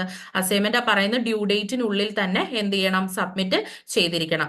നെക്സ്റ്റ് നമുക്ക് 2 ടൈപ്പ് ഓഫ് ക്വസ്റ്റ്യൻസ് ആയിരിക്കും അസൈൻമെന്റ്സിനകത്ത് വരുന്നത്. ഒന്ന് ഡിസ്ക്രിപ്റ്റീവ് കാറ്റഗറി ക്വസ്റ്റ്യൻസും ഷോർട്ട് കാറ്റഗറി ക്വസ്റ്റ്യൻസ്. അതായത് ഡിസ്ക്രിപ്റ്റീവ് ആയിട്ട് നമ്മൾ കുറച്ച് ലെങ്തി ആയിട്ട് എഴുതാനുള്ള ടൈപ്പ് ഓഫ് ക്വസ്റ്റ്യൻസും, അതുപോലെ തന്നെ ഷോർട്ട് ക്വസ്റ്റ്യൻസ് നമുക്ക് വരും. അപ്പൊ അതിനനുസരിച്ച് നമ്മൾ എന്ത് ചെയ്യണം? മാർക്സിനനുസരിച്ച് ഡിസ്ക്രിപ്റ്റീവ് കാറ്റഗറി ആണോ ഷോർട്ട് കാറ്റഗറി ആണോ എന്നുള്ളത് നോക്കിയിട്ട് നമ്മൾ എന്ത് ചെയ്യുക? അസൈൻമെന്റ്സ് പ്രിപ്പയർ ചെയ്യാം. നെക്സ്റ്റ് പറയുന്നത് നമ്മളുടെ ഹാൻഡ് റിട്ടൺ ഫോമിൽ തന്നെ നമ്മൾ എന്ത് ചെയ്യണം? അസൈൻമെന്റ്സ് എഴുതി ഡ്യൂ ഡേറ്റിന് മുമ്പേ ആയിട്ട് നമ്മുടെ കൺസേൺഡ് സ്റ്റഡി സെന്റർ ഏതാണോ ആ സ്റ്റഡി സെന്ററിൽ നമ്മൾ അസൈൻമെന്റ്സ് സബ്മിറ്റ് ചെയ്തിരിക്കണം. അതായത് നിങ്ങൾ ടൈപ്പ് ചെയ്തിട്ടോ അല്ലെങ്കിൽ പ്രിന്റ് എടുത്തിട്ടോ ഒന്നും അസൈൻമെന്റ് സബ്മിറ്റ് ചെയ്യാതെ നമ്മളുടെ ഹാൻഡ് റിട്ടൺ ആയിട്ട് തന്നെ എന്ത് ചെയ്യുക? അസൈൻമെന്റ്സ് എഴുതി അവർ പറയുന്ന ഡേറ്റിനുള്ളിൽ തന്നെ നമ്മൾ എന്ത് ചെയ്യുക? സബ്മിറ്റ് ചെയ്യാം. നെക്സ്റ്റ് പറയുന്നത് ഒരു ഡ്യൂപ്ലിക്കേറ്റ് കോപ്പി നമ്മളുടെ കയ്യിൽ വെച്ചിരിക്കുക. നമ്മളുടെ ഒരു ഫ്യൂച്ചർ റെക്കോർഡിന് വേണ്ടിയിട്ട് അസൈൻമെന്റിന്റെ ഒരു ഡ്യൂപ്ലിക്കേറ്റ് കോപ്പി, അതായത് നമ്മളിപ്പോൾ അസൈൻമെന്റ് എഴുതി കഴിഞ്ഞതിന് ശേഷം നിങ്ങൾ ഒന്നെങ്കിൽ ജസ്റ്റ് അതിന്റെ ഒരു കോപ്പി, ഒരു പ്രിന്റ് എടുത്ത് വെക്കുക. അതല്ലാന്നുണ്ടെങ്കിൽ ജസ്റ്റ് നിങ്ങളുടെ മൊബൈലിനകത്ത് ഒരു ഫോട്ടോസ് എടുത്ത് ഇടുക. നാളെ ഒരു എന്തെങ്കിലും ഒരു ആവശ്യം വന്നു കഴിഞ്ഞ് കഴിഞ്ഞാൽ നമുക്കത് റീയൂസ് ചെയ്യുന്നതിന് വേണ്ടിയിട്ട്, അല്ലെങ്കിൽ നിങ്ങൾക്ക് വീണ്ടും പഠിക്കുന്നതിന് വേണ്ടിയിട്ടാണെങ്കിലും നമുക്ക് എന്ത് ചെയ്യാം, ഈ ഒരു അസൈൻമെന്റ്സ് യൂസ് ചെയ്യാം. അപ്പൊ നിങ്ങൾക്ക് ഡ്യൂപ്ലിക്കേറ്റ് കോപ്പി ഒരെണ്ണം നിങ്ങൾ എടുത്തു വെക്കുക. നെക്സ്റ്റ് നമ്മളോട് പറയുന്നത് സ്റ്റഡി സെന്ററിൽ നമ്മൾ ഈ ഒരു നമ്മുടെ അസൈൻമെന്റ്സ് എഴുതി നമ്മൾ സബ്മിറ്റ് ചെയ്ത് കഴിഞ്ഞ് കഴിഞ്ഞാൽ നമ്മൾ അവിടെ നിന്നും ഒരു സബ്മിഷൻ അക്നോളജ്മെന്റ് റെസീപ്റ്റ് നമ്മൾ മേടിച്ചിരിക്കണം. നമ്മുടെ സ്റ്റഡി സെന്റർ ഏതാണോ ആ സ്റ്റഡി സെന്ററിൽ ഒരു കോർഡിനേറ്റർ കാണും. ആ കോർഡിനേറ്ററുടെ കയ്യിൽ നിന്ന് നമ്മൾ അസൈൻമെന്റ് സബ്മിറ്റ് ചെയ്തതിന് ശേഷം ഒരു അക്നോളജ്മെന്റ് റെസീപ്റ്റ് മേടിക്കുക. അത് എന്തിനാണെന്ന് വെച്ച് കഴിഞ്ഞാൽ ഇൻ കേസ് ഇപ്പൊ നമുക്ക് നമ്മൾ അസൈൻമെന്റ് കൊണ്ടുവന്ന് സബ്മിറ്റ് ചെയ്തു എന്നുള്ളതിന് നമ്മൾക്കൊരു പ്രൂഫ് വേണമല്ലോ. അപ്പം ആ ഒരു പ്രൂഫിന് വേണ്ടിയിട്ട് നമ്മൾ എന്ത് ചെയ്യുക, ആ ഒരു അക്നോളജ്മെന്റ് റെസീപ്റ്റ് കൺസേൺഡ് ആയിട്ടുള്ള സ്റ്റഡി സെന്റർ കോർഡിനേറ്ററുടെ കയ്യിൽ നിന്ന് നമ്മൾ മേടിക്കുക. നെക്സ്റ്റ്, നിങ്ങളിപ്പോൾ അസൈൻമെന്റ് സബ്മിറ്റ് ചെയ്തതിന് ശേഷം നിങ്ങൾക്ക് ആ അസൈൻമെന്റ് തിരിച്ചു വേണമെന്നുണ്ടെങ്കിൽ നമ്മൾ സബ്മിറ്റ് ചെയ്തതിന് ശേഷം വിത്തിൻ 1 മന്തിനുള്ളിൽ നമുക്ക് ഇവാലുവേറ്റ് ചെയ്തിട്ടുള്ള അസൈൻമെന്റ്സ് നമ്മളുടെ കൺസേൺഡ് ആയിട്ടുള്ള സ്റ്റഡി സെന്ററിൽ പോയി കളക്ട് ചെയ്യാൻ വേണ്ടിയിട്ട് പറ്റും. നമ്മൾ 1 മാസത്തിനുള്ളിൽ എന്ത് ചെയ്യുക, നമ്മൾ അസൈൻമെന്റ് പറഞ്ഞ ഡേറ്റിന് സബ്മിറ്റ് ചെയ്തതിന് ശേഷം നമുക്കിത് ഇവാലുവേറ്റ് ചെയ്തതിന് ശേഷം ജസ്റ്റ് അസൈൻമെന്റ്സിന്റെ കാര്യം നിങ്ങൾക്ക് ഒന്നും കൂടെ ഡീറ്റെയിൽഡ് ആയിട്ട് പറഞ്ഞുതരാം. ഫസ്റ്റ് വന്ന് നമ്മൾ അലോട്ട് ചെയ്തിരിക്കുന്നത് ഏത് അസൈൻമെന്റ് ആണോ കറക്റ്റ് ആയിട്ട് നമ്മൾ അസൈൻമെന്റ് നോക്കിയിട്ട് അസൈൻമെന്റ്സ് പ്രിപ്പയർ ചെയ്തിട്ട് നമ്മുടെ കൺസേൺഡ് സ്റ്റഡി സെന്റർ ഏതാണോ ആ കൺസേൺഡ് സ്റ്റഡി സെന്ററിൽ നമ്മൾ അസൈൻമെന്റ്സ് സബ്മിറ്റ് ചെയ്യുക. അതുപോലെ തന്നെ നെക്സ്റ്റ് നമുക്ക് 2 ടൈപ്പ് ഓഫ് ക്വസ്റ്റ്യൻസ് ആയിരിക്കും വരുന്നത്. ഒന്ന് ഡിസ്ക്രിപ്റ്റീവ് കാറ്റഗറി ക്വസ്റ്റ്യൻസ്, അതുപോലെ തന്നെ ഷോർട്ട് കാറ്റഗറി ക്വസ്റ്റ്യൻസ്. അപ്പം അതിനനുസരിച്ച് ഡിസ്ക്രിപ്റ്റീവ് ആയിട്ടുള്ളത് ഡിസ്ക്രിപ്റ്റീവ് ആയിട്ടും ഷോർട്ട് ആൻസേഴ്സ് എഴുതേണ്ടടുത്ത് ഷോർട്ട് ആൻസേഴ്സ് ആയിട്ടും എഴുതി തന്നെ നമ്മൾ അസൈൻമെന്റ്സ് സബ്മിറ്റ് ചെയ്യുക. നെക്സ്റ്റ്, നമ്മുടെ അസൈൻമെന്റ്സ് നമ്മൾ ഹാൻഡ് റിട്ടൺ ഫോമിൽ തന്നെ എഴുതുക. അത് പ്രിന്റ് ഔട്ട് ഒന്നും എടുക്കാതെ ടൈപ്പ് ചെയ്ത് കോപ്പി ഒന്നും എടുക്കാതെ നമ്മുടെ ഹാൻഡ് റിട്ടൺ ആയിട്ട് തന്നെ നമ്മൾ എന്ത് ചെയ്യുക, അസൈൻമെന്റ്സ് സബ്മിറ്റ് ചെയ്യുക. പിന്നെ അതുപോലെ തന്നെ നമ്മളുടെ ഒരു ഡ്യൂപ്ലിക്കേറ്റ് കോപ്പി നമ്മളുടെ കയ്യിൽ വെച്ചിരിക്കുക. അത് പ്രിന്റ് ഔട്ട് എടുത്തിട്ടോ അല്ലെങ്കിൽ ജസ്റ്റ് നിങ്ങളുടെ ഫോണിൽ ഒരു ഫോട്ടോ എടുത്തിട്ടാണെങ്കിൽ ഒരു ഫ്യൂച്ചർ റെക്കോർഡിന് വേണ്ടിയിട്ട് നമ്മൾ എന്ത് ചെയ്യുക, ഒരു ഡ്യൂപ്ലിക്കേറ്റ് കോപ്പി നമ്മുടെ കയ്യിൽ സൂക്ഷിക്കുക. നെക്സ്റ്റ് വണ് നമ്മുടെ സ്റ്റഡി സെന്ററിൽ നമ്മൾ അസൈൻമെന്റ് കൊണ്ടുവന്ന് സബ്മിറ്റ് ചെയ്തതിന് ശേഷം നമ്മുടെ കൺസേൺഡ് സ്റ്റഡി സെന്ററിലെ കോർഡിനേറ്റർ ആരാണോ ആളുടെ കയ്യിൽ നിന്ന് ഒരു സബ്മിഷൻ അക്നോളജ്മെന്റ് റെസീപ്റ്റ് നമ്മൾ മേടിക്കുക. നമ്മൾ അസൈൻമെന്റ്സ് കൊണ്ടുവന്ന് സബ്മിറ്റ് ചെയ്തു എന്നുള്ളത് നമുക്ക് ഒരു പ്രൂഫിന് വേണ്ടിയിട്ട് അക്നോളജ്മെന്റ് റെസീപ്റ്റ് മേടിക്കുക. നെക്സ്റ്റ്, നമ്മളുടെ ഇപ്പം നമുക്ക് അസൈൻമെന്റ് കൊണ്ടുവന്ന് സബ്മിറ്റ് ചെയ്തതിന് ശേഷം നമുക്ക് അസൈൻമെന്റ് തിരിച്ചു വേണം എന്നുണ്ടെങ്കിൽ നമുക്ക് ഒരു 1 മന്തിന് ശേഷം എന്ത് ചെയ്യാം, അസൈൻമെന്റ് സബ്മിറ്റ് ചെയ്ത് ഒരു 1 മന്തിന് ശേഷം നമുക്ക് ഇവാലുവേറ്റ് ചെയ്തിട്ടുള്ള അസൈൻമെന്റ്സ് തിരിച്ച് അവിടുന്ന് നമ്മുടെ സ്റ്റഡി സെന്ററിൽ നിന്ന് നമുക്ക് പോയി മേടിക്കാൻ വേണ്ടിയിട്ട് പറ്റും. അപ്പൊ നമുക്ക് ആവശ്യമുണ്ടെന്നുണ്ടെങ്കിൽ നമുക്ക് എന്ത് ചെയ്യാം, അങ്ങനെ പോയി അസൈൻമെന്റ്സ് കളക്ട് ചെയ്യാം.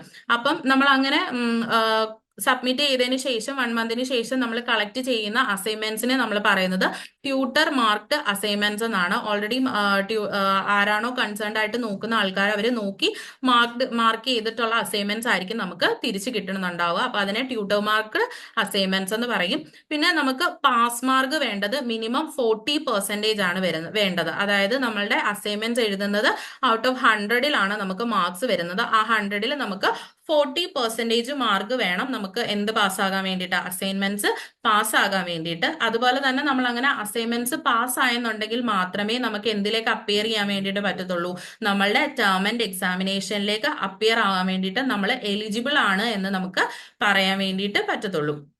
ഓക്കെ, അപ്പൊ നമ്മൾ അതുപോലെ ഇൻ കേസ് നമ്മൾ അസൈൻമെന്റ് പാസ് ആയിട്ടില്ല എന്നുണ്ടെങ്കിൽ നമ്മൾ എന്ത് ചെയ്യേണ്ടി വരും, നമ്മളൊരു ഫ്രെഡ് അസൈൻമെന്റ് വീണ്ടും അടുത്ത അക്കാഡമിക് സെക്ഷനിലേക്ക് പുതിയതായിട്ട് ഒരു ഫ്രഷ് അസൈൻമെന്റ് പ്രിപ്പയർ ചെയ്തിട്ട് അത് നമ്മൾ സബ്മിറ്റ് ചെയ്യേണ്ടി വരും. ഡ്യൂ ഡേറ്റിന് മുമ്പേ ആയിട്ട് നമ്മൾ റീസബ്മിറ്റ് ചെയ്യേണ്ടി വരും. ഇൻ കേസ് പാസ് ആയിട്ടില്ല എന്നുണ്ടെങ്കിലുള്ള സിറ്റുവേഷൻ ആണ് പറയുന്നത്.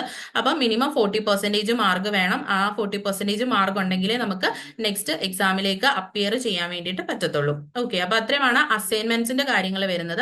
മാം നെക്സ്റ്റ് സ്ലൈഡ് എടുക്കുമോ?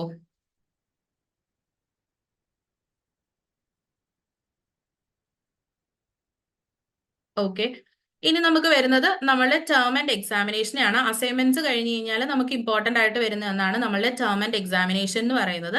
ടേം ആൻഡ് എക്സാമിനേഷന് എല്ലാ വർഷവും 2 പ്രാവശ്യമായിട്ടായിരിക്കും നടത്തുന്നത്. ഒന്ന് ജൂണിലും അതുപോലെ തന്നെ ഡിസംബറിലും. അങ്ങനെ 2 പ്രാവശ്യമായിട്ടായിരിക്കും നമുക്ക് ടേം ആൻഡ് എക്സാമിനേഷൻസ് കണ്ടക്ട് ചെയ്യുന്നത്.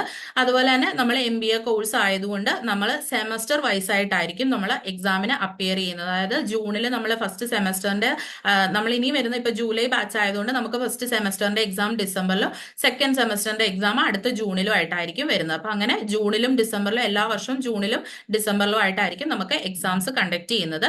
അതുപോലെ തന്നെ നമ്മളുടെ കോഴ്സ് വർക്ക് കംപ്ലീറ്റ് ചെയ്യുകയും നമുക്ക് അസൈൻമെന്റിന് പാസ് ഗ്രേഡ് കിട്ടുകയും ചെയ്യുന്ന ഒരു സ്റ്റുഡന്റിന് എന്ത് ചെയ്യാം, നമ്മളുടെ ഓൺലൈൻ ആയിട്ട് എക്സാം ഫോം ഫില്ല് ചെയ്യാൻ എലിജിബിൾ ആയിരിക്കും. അതായത് കോഴ്സ് വർക്കിന്റെ കാര്യം നമ്മൾ ആദ്യം പറഞ്ഞില്ലേ, ക്രെഡിറ്റ്സിന്റെ കാര്യം പറഞ്ഞില്ലേ, ആ ഒരു ക്രെഡിറ്റ്സ് ആ 6 മാസം നമ്മൾ കംപ്ലീറ്റ് ചെയ്യുക, അല്ലെങ്കിൽ ഒരു സെമസ്റ്റർ നമ്മൾ കംപ്ലീറ്റ് ചെയ്തതിന് ശേഷം നമ്മളുടെ അസൈൻമെന്റ്സിന് നമുക്ക് പാസ് ഗ്രേഡ് കിട്ടുകയാണെന്നുണ്ടെങ്കിൽ നമുക്ക് എന്ത് ചെയ്യാം, എക്സാം ഫോം ഓൺലൈൻ ആയിട്ട് തന്നെ ഫില്ല് ചെയ്ത് നമുക്ക് എക്സാംസ് അറ്റൻഡ് ചെയ്യാൻ വേണ്ടിയിട്ട് പറ്റും. പിന്നെ അത് ഡേറ്റ് പറയുന്നത് ടേം ആൻഡ് എക്സാമിനേഷന്റെ ഫോം ഒന്നെങ്കിൽ ലാസ്റ്റ് ഡേറ്റിന് മുമ്പായിട്ട്, അപ്രോക്സിമേറ്റ് ആണ് ഡേറ്റ് പറയുന്നത്.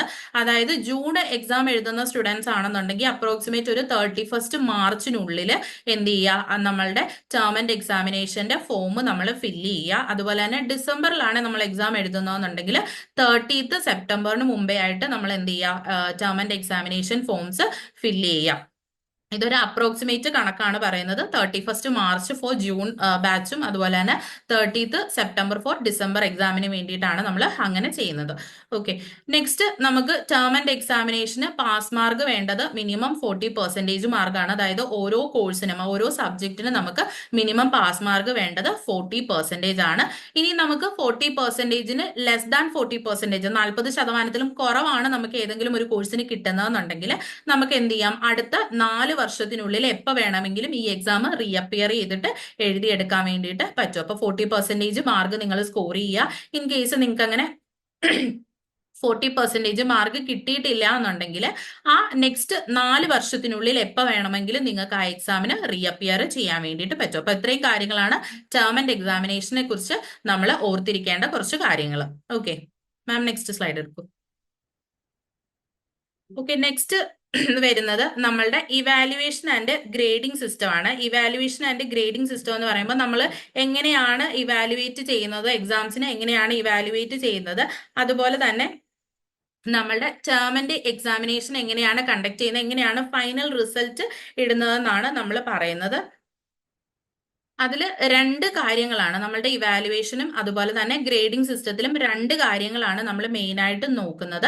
അതിൽ ഫസ്റ്റ് വണ്ണാണ് നമ്മളുടെ ട്യൂട്ടർ മാർക്ക്ഡ് അസൈൻമെന്റ്സ്. അതായത് നമ്മൾ അസൈൻമെന്റ്സ് കൊണ്ടുവന്ന് സബ്മിറ്റ് ചെയ്തതിന് ശേഷം നമുക്ക് മാർക്ക് അപ്ഡേറ്റ് ആയി വരുന്ന നമ്മളുടെ ആ ഒരു ട്യൂട്ടർ മാർക്ക്ഡ് അസൈൻമെന്റും അതുപോലെ തന്നെ നമ്മളുടെ ടേം ആൻഡ് എക്സാമിനേഷന്റെ ബേസിസിലായിരിക്കും നമുക്ക് ഇവാലുവേഷനും അതുപോലെ തന്നെ ഗ്രേഡിംഗ് സിസ്റ്റവും ഇടുന്നത്. അതിൽ ഫൈനൽ റിസൾട്ട് വരുന്നത് 2 കാര്യങ്ങൾ ഈ പറഞ്ഞ ട്യൂട്ടർ മാർക്ക്ഡ് അസൈൻമെന്റ് അതുപോലെ തന്നെ ടേം ആൻഡ് എക്സാമിനേഷനെ ബേസ് ചെയ്തിട്ടായിരിക്കും നമുക്ക് ടോട്ടൽ മാർക്ക് അല്ലെങ്കിൽ നമ്മളുടെ ഫൈനൽ റിസൾട്ട് വരുന്നത്. അതിൽ ട്യൂട്ടർ മാർക്ക്ഡ് അസൈൻമെന്റിന് നമുക്ക് 30%, അതായത് ട്യൂട്ടർ മാർക്ക് അസൈൻമെന്റിൽ ടോട്ടൽ മാർക്ക് വരുന്നത് 100-ലാണ്. 100-ൽ നമുക്കിപ്പോൾ ഒരു 50 മാർക്സ് ആണ് കിട്ടുന്നതെന്നുണ്ടെങ്കിൽ ആ 50 മാർക്കിന്റെ 30%-ഉം അതുപോലെ തന്നെ ടേം ആൻഡ് എക്സാമിനേഷനും നമുക്ക് 100-ൽ ഒരു 50 മാർക്കാണ് കിട്ടുന്നതെന്നുണ്ടെങ്കിൽ ആ 50 മാർക്കിന്റെ 70% ആയിരിക്കും നമ്മളുടെ ടോട്ടൽ ഫൈനൽ റിസൾട്ട് ആഡ് ചെയ്യുന്ന സമയത്ത് കാണിക്കുന്നത്. അപ്പൊ ഫൈനൽ റിസൾട്ട് വരുന്നത് 2 എണ്ണത്തിന്റെ ബേസിസിലാണ്. ഒന്ന് നമ്മളുടെ ട്യൂട്ടർ മാർക്ക്ഡ് അസൈൻമെന്റും അതുപോലെ തന്നെ നമ്മളുടെ ടേം ആൻഡ് എക്സാമിനേഷന്റെ മാർക്കിന്റെ അടിസ്ഥാനത്തിലായിരിക്കും. ട്യൂട്ടർ മാർക്ക്ഡ് അസൈൻമെന്റിന്റെ 30%-ഉം അതുപോലെ തന്നെ ടേം ആൻഡ് എക്സാമിനേഷന്റെ 70% മാർക്സ് ആയിരിക്കും നമ്മൾ ഫൈനൽ റിസൾട്ടിന് വേണ്ടിയിട്ട് എടുക്കുന്നത്. അപ്പൊ ഇത്രയും കാര്യങ്ങളാണ് ഇവാലുവേഷനകത്ത് വരുന്നത്. ഇനി നമ്മളുടെ ഗ്രേഡിംഗ് സിസ്റ്റം നോക്കാം. ഓക്കെ, അപ്പൊ നമ്മുടെ ഗ്രേഡിംഗ് സിസ്റ്റം വരുന്നതെന്ന് പറഞ്ഞു കഴിഞ്ഞാൽ നമ്മളുടെ ടേം ആൻഡ് എക്സാമിനേഷന്റെയും അതുപോലെ തന്നെ ട്യൂട്ടർ മാർക്ക്ഡ് അസൈൻമെന്റിന്റെയും ബേസിസിലായിരിക്കും നമുക്ക് ഗ്രേഡിംഗ് വരുന്നത്. അതിൽ ബിലോ 40% ആണെന്നുണ്ടെങ്കിൽ നമുക്ക് അൺസക്സസ്ഫുൾ, അതായത് നമ്മൾ പാസ് ആയിട്ടില്ല എന്നാണ് അതിന്റെ അർത്ഥം, ബിലോ 40%. ഇനി 40% to 49.9% ആണെന്നുണ്ടെങ്കിൽ തേർഡ് ഡിവിഷൻ ആയിരിക്കും. തേർഡ് ഡിവിഷൻ എന്ന് പറയുമ്പോൾ നമ്മുടെ തേർഡ് ക്ലാസ് എന്നൊക്കെ പഴയ തേർഡ് ക്ലാസ് ഒക്കെ പറയുന്ന പോലെ തന്നെ തേർഡ് ഡിവിഷൻ ആയിരിക്കും വരുന്നത്. 40% to 49.9%, പിന്നെ 50% to 59.9% ആണെന്നുണ്ടെങ്കിൽ സെക്കൻഡ് ഡിവിഷനും 60%ഉം അതിന് മുകളിലോട്ടാണെന്നുണ്ടെങ്കിൽ ഫസ്റ്റ് ഡിവിഷനും ആയിട്ടായിരിക്കും വരുന്നത്. അപ്പോൾ 40% ബിലോ 40% ആണെന്നുണ്ടെങ്കിൽ അൺസക്സസ്ഫുൾ, 40 to 49 ആണെന്നുണ്ടെങ്കിൽ തേർഡ് ഡിവിഷന്, 50 to 59 ആണെന്നുണ്ടെങ്കിൽ സെക്കൻഡ് ഡിവിഷന്, 60% അതിന് മുകളിലോട്ട് ആണെന്നുണ്ടെങ്കിൽ ഫസ്റ്റ് ഡിവിഷനും ആയിരിക്കും വരുന്നത്. അപ്പൊ ഇത്രയുമാണ് നമ്മളുടെ ഗ്രേഡിംഗ് സിസ്റ്റംസ് വരുന്നത്. നമ്മളിപ്പം നമ്മളുടെ സിലബസ് ബേസ്ഡ് ആയിട്ടുള്ള ഓക്കെ, അപ്പൊ നമ്മൾ ഡീറ്റെയിൽഡ് ആയിട്ട് നമ്മളുടെ സിലബസിനെ കുറിച്ച് നോക്കി, അതുപോലെ തന്നെ നമ്മളുടെ അസൈൻമെന്റ്സ്, ഗ്രേഡിംഗ് സിസ്റ്റം, അതുപോലെ തന്നെ മാർക്സ് എങ്ങനെയൊക്കെയാണ് അലോക്കേറ്റ് ചെയ്യുന്നത് എന്നുള്ള കാര്യങ്ങളെല്ലാം നമ്മൾ ഡിസ്കസ് ചെയ്തു. ഇടയ്ക്ക് ചെറിയ നെറ്റിന്റെ ഒരു ഇഷ്യൂ വന്നതുകൊണ്ടാണ് കുറച്ച് ഡിലേ ആയി പോയത്. അപ്പൊ ഹോപ്പ് നിങ്ങൾ എല്ലാവർക്കും ഡീറ്റെയിൽഡ് ആയിട്ട് കാര്യങ്ങളൊക്കെ മനസ്സിലായി എന്ന് വിശ്വസിക്കുന്നു. ആർക്കെങ്കിലും എന്തെങ്കിലും ഡൗട്ടുകൾ ഉണ്ടോ അതിനെ ബേസ് ചെയ്തിട്ട്? സബ്ജക്ട് ബേസ്ഡ് ആയിട്ടോ അല്ലെങ്കിൽ നമ്മളുടെ assignments, term and examination, grading system? Okay, ഇല്ലാന്നുണ്ടെങ്കിൽ ജസ്റ്റ് ചാറ്റ് ബോക്സിലാണെങ്കിലും ഒന്ന് പറഞ്ഞാൽ മതി. ടെക്സ്റ്റ് ബുക്ക് ആക്ച്വലി നമുക്ക് എന്താ നമ്മുടെ ഇഗ്നോയുടെ സ്റ്റഡി സെന്ററിൽ നിന്നാണ് നമുക്ക് അയച്ചു തരുന്നത്. അപ്പം അത് മിനിമം ഒരു 30 to 45 ഡേയ്സിനുള്ളിൽ ടെക്സ്റ്റ് ബുക്ക് ഒക്കെ നമുക്ക് അവൈലബിൾ ആയിട്ട് കിട്ടും കേട്ടോ. ചില സിറ്റുവേഷൻസിൽ നമ്മളുടെ ടെക്സ്റ്റ് ബുക്കിന്റെ ഡ്യൂറേഷൻ ഒരു 2 months വരെ എടുക്കാറുണ്ട് ചില സിറ്റുവേഷൻസിൽ. അപ്പൊ ഇൻ കേസ് ലേറ്റ് ആവുകയാണെങ്കിൽ നിങ്ങൾക്ക് നിങ്ങളുടെ നമ്മളുടെ സ്റ്റുഡന്റ് എൻറോളിൽ നമുക്ക് നോക്കാം എന്തായി നമ്മുടെ സ്റ്റഡി മെറ്റീരിയലിന്റെ സ്റ്റാറ്റസ് എന്താണെന്ന് ചെക്ക് ചെയ്യാനായിട്ട് പറ്റും. എന്തായാലും ഒരു 2 months ഒക്കെ ഗ്യാപ്പ് വരും. അതുകൊണ്ടാണ് നമ്മൾ SLMs പ്രൊവൈഡ് ചെയ്യുന്നത്. ഇൻ കേസ് നിങ്ങൾക്ക് ആർക്കെങ്കിലും ഇതുപോലെ ടെക്സ്റ്റ് ബുക്ക് വേണം അല്ലെങ്കിൽ ഇമ്മീഡിയറ്റ് ആയിട്ട് തന്നെ വേണം, SLM നോക്കിയിട്ട് ക്ലിയർ ആവുന്നില്ല എന്നുണ്ടെങ്കിൽ നിങ്ങൾക്ക് നിങ്ങളുടെ സബ്ജക്ട് കോഡ് ഗൂഗിളിൽ ജസ്റ്റ് ഒന്ന് സെർച്ച് ചെയ്താൽ മതി. MMPC 001 to 7 വരെയാണ് നിങ്ങളുടെ സബ്ജക്ട് കോഡ് സ്റ്റാർട്ട് ചെയ്യുന്നത്. അതിൽ ഏതെങ്കിലും ഒരു സബ്ജക്ട് കോഡ് നിങ്ങൾ ജസ്റ്റ് ഗൂഗിളിൽ ഒന്ന് സെർച്ച് ചെയ്ത് കൊടുത്താൽ നിങ്ങൾക്ക് നിങ്ങളുടെ PDF അവൈലബിൾ ആയിട്ട് കിട്ടും. നിങ്ങൾക്ക് അത് യൂസ് ചെയ്ത് പഠിക്കാവുന്നതുമാണ്. അതെ, പോസ്റ്റൽ വഴിയായിരിക്കും മെറ്റീരിയൽസ് വരുന്നത്. നമ്മൾ നമ്മളുടെ അഡ്രസ്സ് ഏതാണോ കൊടുത്തിരിക്കുന്നത് അഡ്രസ്സിലേക്ക് പോസ്റ്റ് ആയിട്ടായിരിക്കും വരുന്നത്. കേൾക്കുന്നുണ്ട്, പറഞ്ഞു. മിസ്, ഇതിന്റെ മാർക്കിംഗ് സിസ്റ്റം ഒന്നും കൂടി ഒന്ന് പറഞ്ഞുതരുമോ? മാർക്കിംഗ് സിസ്റ്റം ഒരു സെക്കൻഡ് മാം, ആ സ്ലൈഡ് ഒന്നുകൂടെ ഒന്ന് ഷെയർ ചെയ്യാമോ? അതായത് എനിക്ക് അറിയേണ്ടത് ഇപ്പൊ നമ്മൾ അതായത് ഇപ്പോ 100 മാർക്കിലാന്നുണ്ടെങ്കിൽ എത്ര മാർക്ക് നേടിയാലാണ് പാസ്സാവുക എന്നുള്ളതാണ്. 40 മാർക്സ് വേണം നമുക്ക് പാസ്സാകാൻ വേണ്ടി. 40% മാർക്കാണ് പറയുന്നത്. 100ൽ നമുക്ക് 40% മാർക്ക് വേണം പാസ്സാകാൻ വേണ്ടിയിട്ട്. അത് രണ്ടും കൂടി കമ്പൈൻ ചെയ്തിട്ടുള്ള മാർക്കല്ലേ? അല്ലല്ല, അസൈൻമെന്റിന് നമുക്ക് 100ൽ 40% മാർക്ക് വേണം. അതുപോലെ തന്നെ ടേം ആൻഡ് എക്സാമിനേഷന് 40% മാർക്ക് വേണം പാസ്സാകാൻ വേണ്ടിയിട്ട്. രണ്ടിനും കൂടെ നോക്കുമ്പോഴത്തേക്കിന് 30% ട്യൂട്ടർ മാർക്ക്ഡ് അസൈൻമെന്റിൻ്റെതും അതുപോലെ തന്നെ 30% ട്യൂട്ടർ മാർക്ക്ഡ് അസൈൻമെന്റിൻ്റെത്, അതുപോലെ തന്നെ 40% നമ്മളുടെ ടേം ആൻഡ് 70% നമ്മളുടെ ടേം ആൻഡ് എക്സാമിനേഷന്റെ മാർക്കും. മിനിമം പാസ് മാർക്ക് വരുന്നത് 40% കേട്ടോ. ഹലോ മാം, കേൾക്കാവോ? കേൾക്കാം, പറഞ്ഞു. ഈ കൺഫർമേഷൻ വന്നിട്ടല്ലേ ടെക്സ്റ്റ് ബുക്ക് ഒക്കെ വരുന്നത്? അതെടാ, കൺഫർമേഷൻ വരും. നമുക്ക് ഇഗ്നോയിൽ നിന്ന് കൺഫർമേഷൻ മെയിൽ വന്നതിന് ശേഷമായിരിക്കും വരുന്നത്. ഈ കൺഫർമേഷൻ ഒരുപാട് വൈകുമോ? അത് നമ്മൾ അഡ്മിഷൻ എടുക്കുന്നതിന്റെയും പിന്നെ നമ്മുടെ ഇഗ്നോയുടെ ഇതിൽ നിന്ന് അവരയക്കുന്നത് പോലെ ഇരിക്കും. ചിലപ്പം നമുക്കൊരു 2-3 വീക്സിനുള്ളിൽ തന്നെ കൺഫർമേഷൻ മെയിൽ വരും. ചിലപ്പോൾ നീണ്ടുപോകാനും ചാൻസ് ഉണ്ട്. നമ്മൾ അയച്ച ഈ ഡോക്യുമെന്റ്സിൽ വല്ല തെറ്റുണ്ടെങ്കിൽ അവര് അറിയിക്കുവോ? അത് ഡോക്യുമെന്റ്സിനകത്ത് നമ്മൾ ഇപ്പം നമ്മുടെ നമ്മൾ കൊടുത്തിരിക്കുന്ന എന്താ 10ാം ക്ലാസ്സിന്റെ സർട്ടിഫിക്കറ്റും +2ന്റെ സർട്ടിഫിക്കറ്റും ഒക്കെ ഉള്ളു. അല്ലാതെ വേറെ പ്രത്യേകിച്ച് നമ്മൾ വേറെ സർട്ടിഫിക്കറ്റ്സ് ഒന്നും, ഡിഗ്രി സർട്ടിഫിക്കറ്റ്സ് ഒക്കെ അല്ലേ കൊടുത്തേക്കുന്നത്. അപ്പൊ അതിനകത്ത് വേറെ മിസ്റ്റേക്സ് ഒന്നും വരാനുള്ള ചാൻസസ് ഇല്ലല്ലോ. അല്ല, നമ്മൾ സ്കാൻ ചെയ്ത് അയച്ചതിനൊക്കെ ക്ലാരിറ്റി ഇല്ലെങ്കിലോ അങ്ങനെയൊക്കെ വല്ലതും വരുമോ? ബേസിക് ആയിട്ട് നമ്മളുടെ ആ ഒരു എന്താ മാർക്കും കാര്യങ്ങളും ഒക്കെ കൃത്യമായിട്ട് കിട്ടണമെന്നുള്ളതേ ഉള്ളൂ. പിന്നെ നമ്മൾ അപ്ലോഡ് ചെയ്ത് കൊടുക്കുമ്പോൾ നമ്മൾ ഡീറ്റെയിൽസ് ഫില്ല് ചെയ്യുന്നതിന്റെ കൂട്ടത്തിൽ നിങ്ങളുടെ മാർക്സും അപ്ഡേറ്റ് ചെയ്ത് കൊടുക്കുമല്ലോ.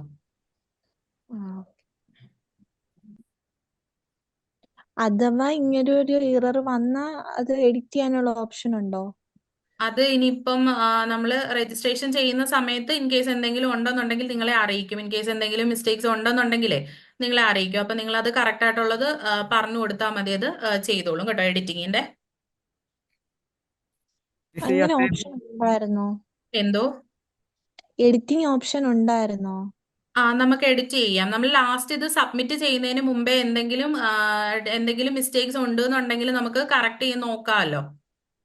അല്ല, സബ്മിറ്റ് ചെയ്ത് കഴിഞ്ഞിട്ട് ഇപ്പൊ നമുക്ക് വല്ല എററും ഉണ്ടെന്ന് തോന്നിയാ അത് മാറ്റാൻ പറ്റൂലേ?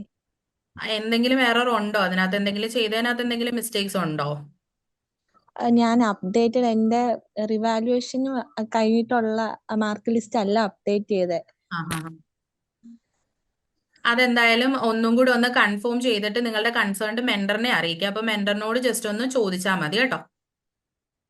ആ, അതെങ്ങനെ ഇനി എഡിറ്റ് ചെയ്യാനുള്ള ഓപ്ഷൻ വരുമോ എന്നുള്ളതേ ഒന്ന് ചോദിച്ചിട്ട് എന്താ നിങ്ങളുടെ കൺസേൺഡ് മെന്ററിനോട് പറഞ്ഞേക്കാം. അപ്പം മെന്ററിനോട് ഒന്ന് ചോദിച്ചാൽ മതിയേ. ആ. ഓക്കെ. അസൈൻമെന്റ്സ് ടോട്ടൽ എത്ര പേജ് എഴുതണം? അത് ടോട്ടൽ എന്ന് പറയുമ്പോഴത്തേക്കും നമ്മൾക്ക് മാർക്സ് എത്രയാണോ വരുന്നത് അതിനനുസരിച്ച് എഴുതണം. ഇപ്പൊ 10 മാർക്കിന്റെ ഒരു മിനിമം 30 പേജസ് എഴുതണം. അതെ, ഓക്കെ. മാക്സിമം നിങ്ങൾക്ക് എത്ര വേണമെങ്കിലും എഴുതാം. മാക്സിമം എഴുതാൻ വേണ്ടിയിട്ട് നോക്കുക. നിങ്ങൾക്ക് സ്കോർ കാണുമ്പോൾ അറിയാലോ. ഇപ്പൊ നമ്മൾ ഒരു 10 മാർക്കിന്റെ ക്വസ്റ്റ്യൻ ആണ് വരുന്നതെന്നുണ്ടെങ്കിൽ നമ്മൾ അതിനനുസരിച്ചുള്ള ആൻസേഴ്സ് എഴുതണം. അതല്ല 20 മാർക്സിന്റെ ആണെന്നുണ്ടെങ്കിൽ അതിനനുസരിച്ച് നമ്മൾ പേപ്പേഴ്സിനകത്ത് എഴുതേണ്ടി വരും. അപ്പൊ അതിനനുസരിച്ച് മിനിമം ഒരു 30-35 ഒക്കെ നിൽക്കുക. മാക്സിമം എത്ര വേണമെങ്കിലും നമുക്ക് എഴുതാം. അത് 35 കുറയാതെ അല്ലെങ്കിൽ 30 കുറയാതെ നോക്കുക കേട്ടോ. മാം, അപ്പം സബ്ജക്റ്റ് ഒക്കെ സെയിം തന്നെ ആയിരിക്കും അസൈൻമെന്റ് എഴുതുമ്പോൾ? എങ്ങനെ മനസ്സിലായി? അസൈൻമെന്റിന്റെ സെയിം സബ്ജക്റ്റിനെ ബേസ് ചെയ്തുള്ള അസൈൻമെന്റ് ക്വസ്റ്റ്യൻസേ നിങ്ങൾക്ക് വരത്തുള്ളൂ. പിന്നെ അസൈൻമെന്റ് എഴുതുമ്പോൾ നിങ്ങൾ ശ്രദ്ധിക്കേണ്ട ഒരു കാര്യമുണ്ട്, നിങ്ങളുടെ സ്റ്റഡി സെന്റേഴ്സ് പറയുന്നത് പോലെ നിങ്ങൾ ചെയ്യാവും.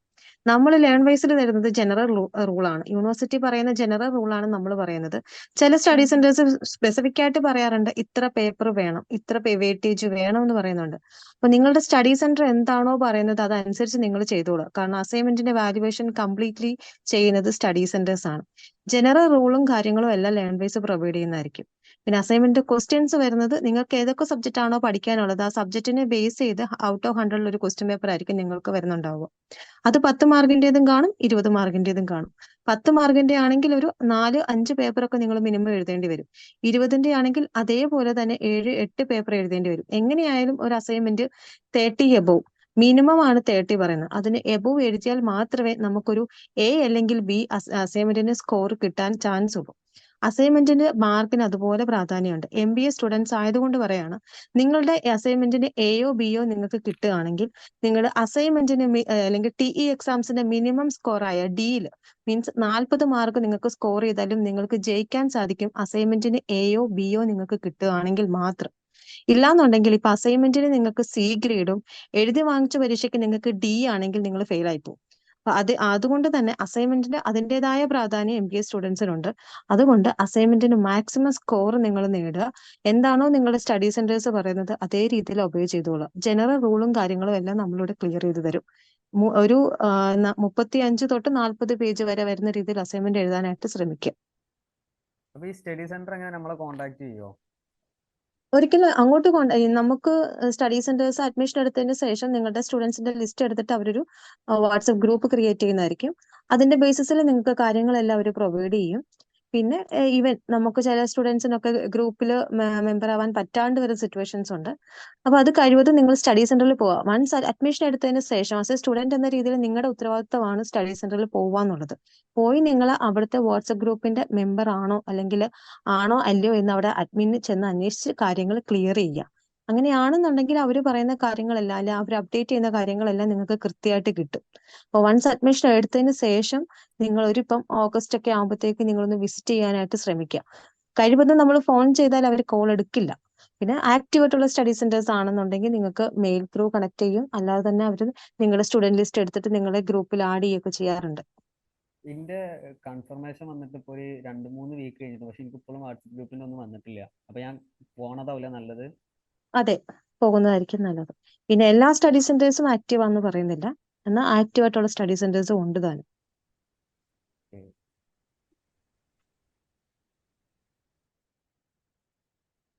ഓക്കെ, ഇനി എന്തെങ്കിലും ഡൗട്ട്സ് ഉണ്ടോ?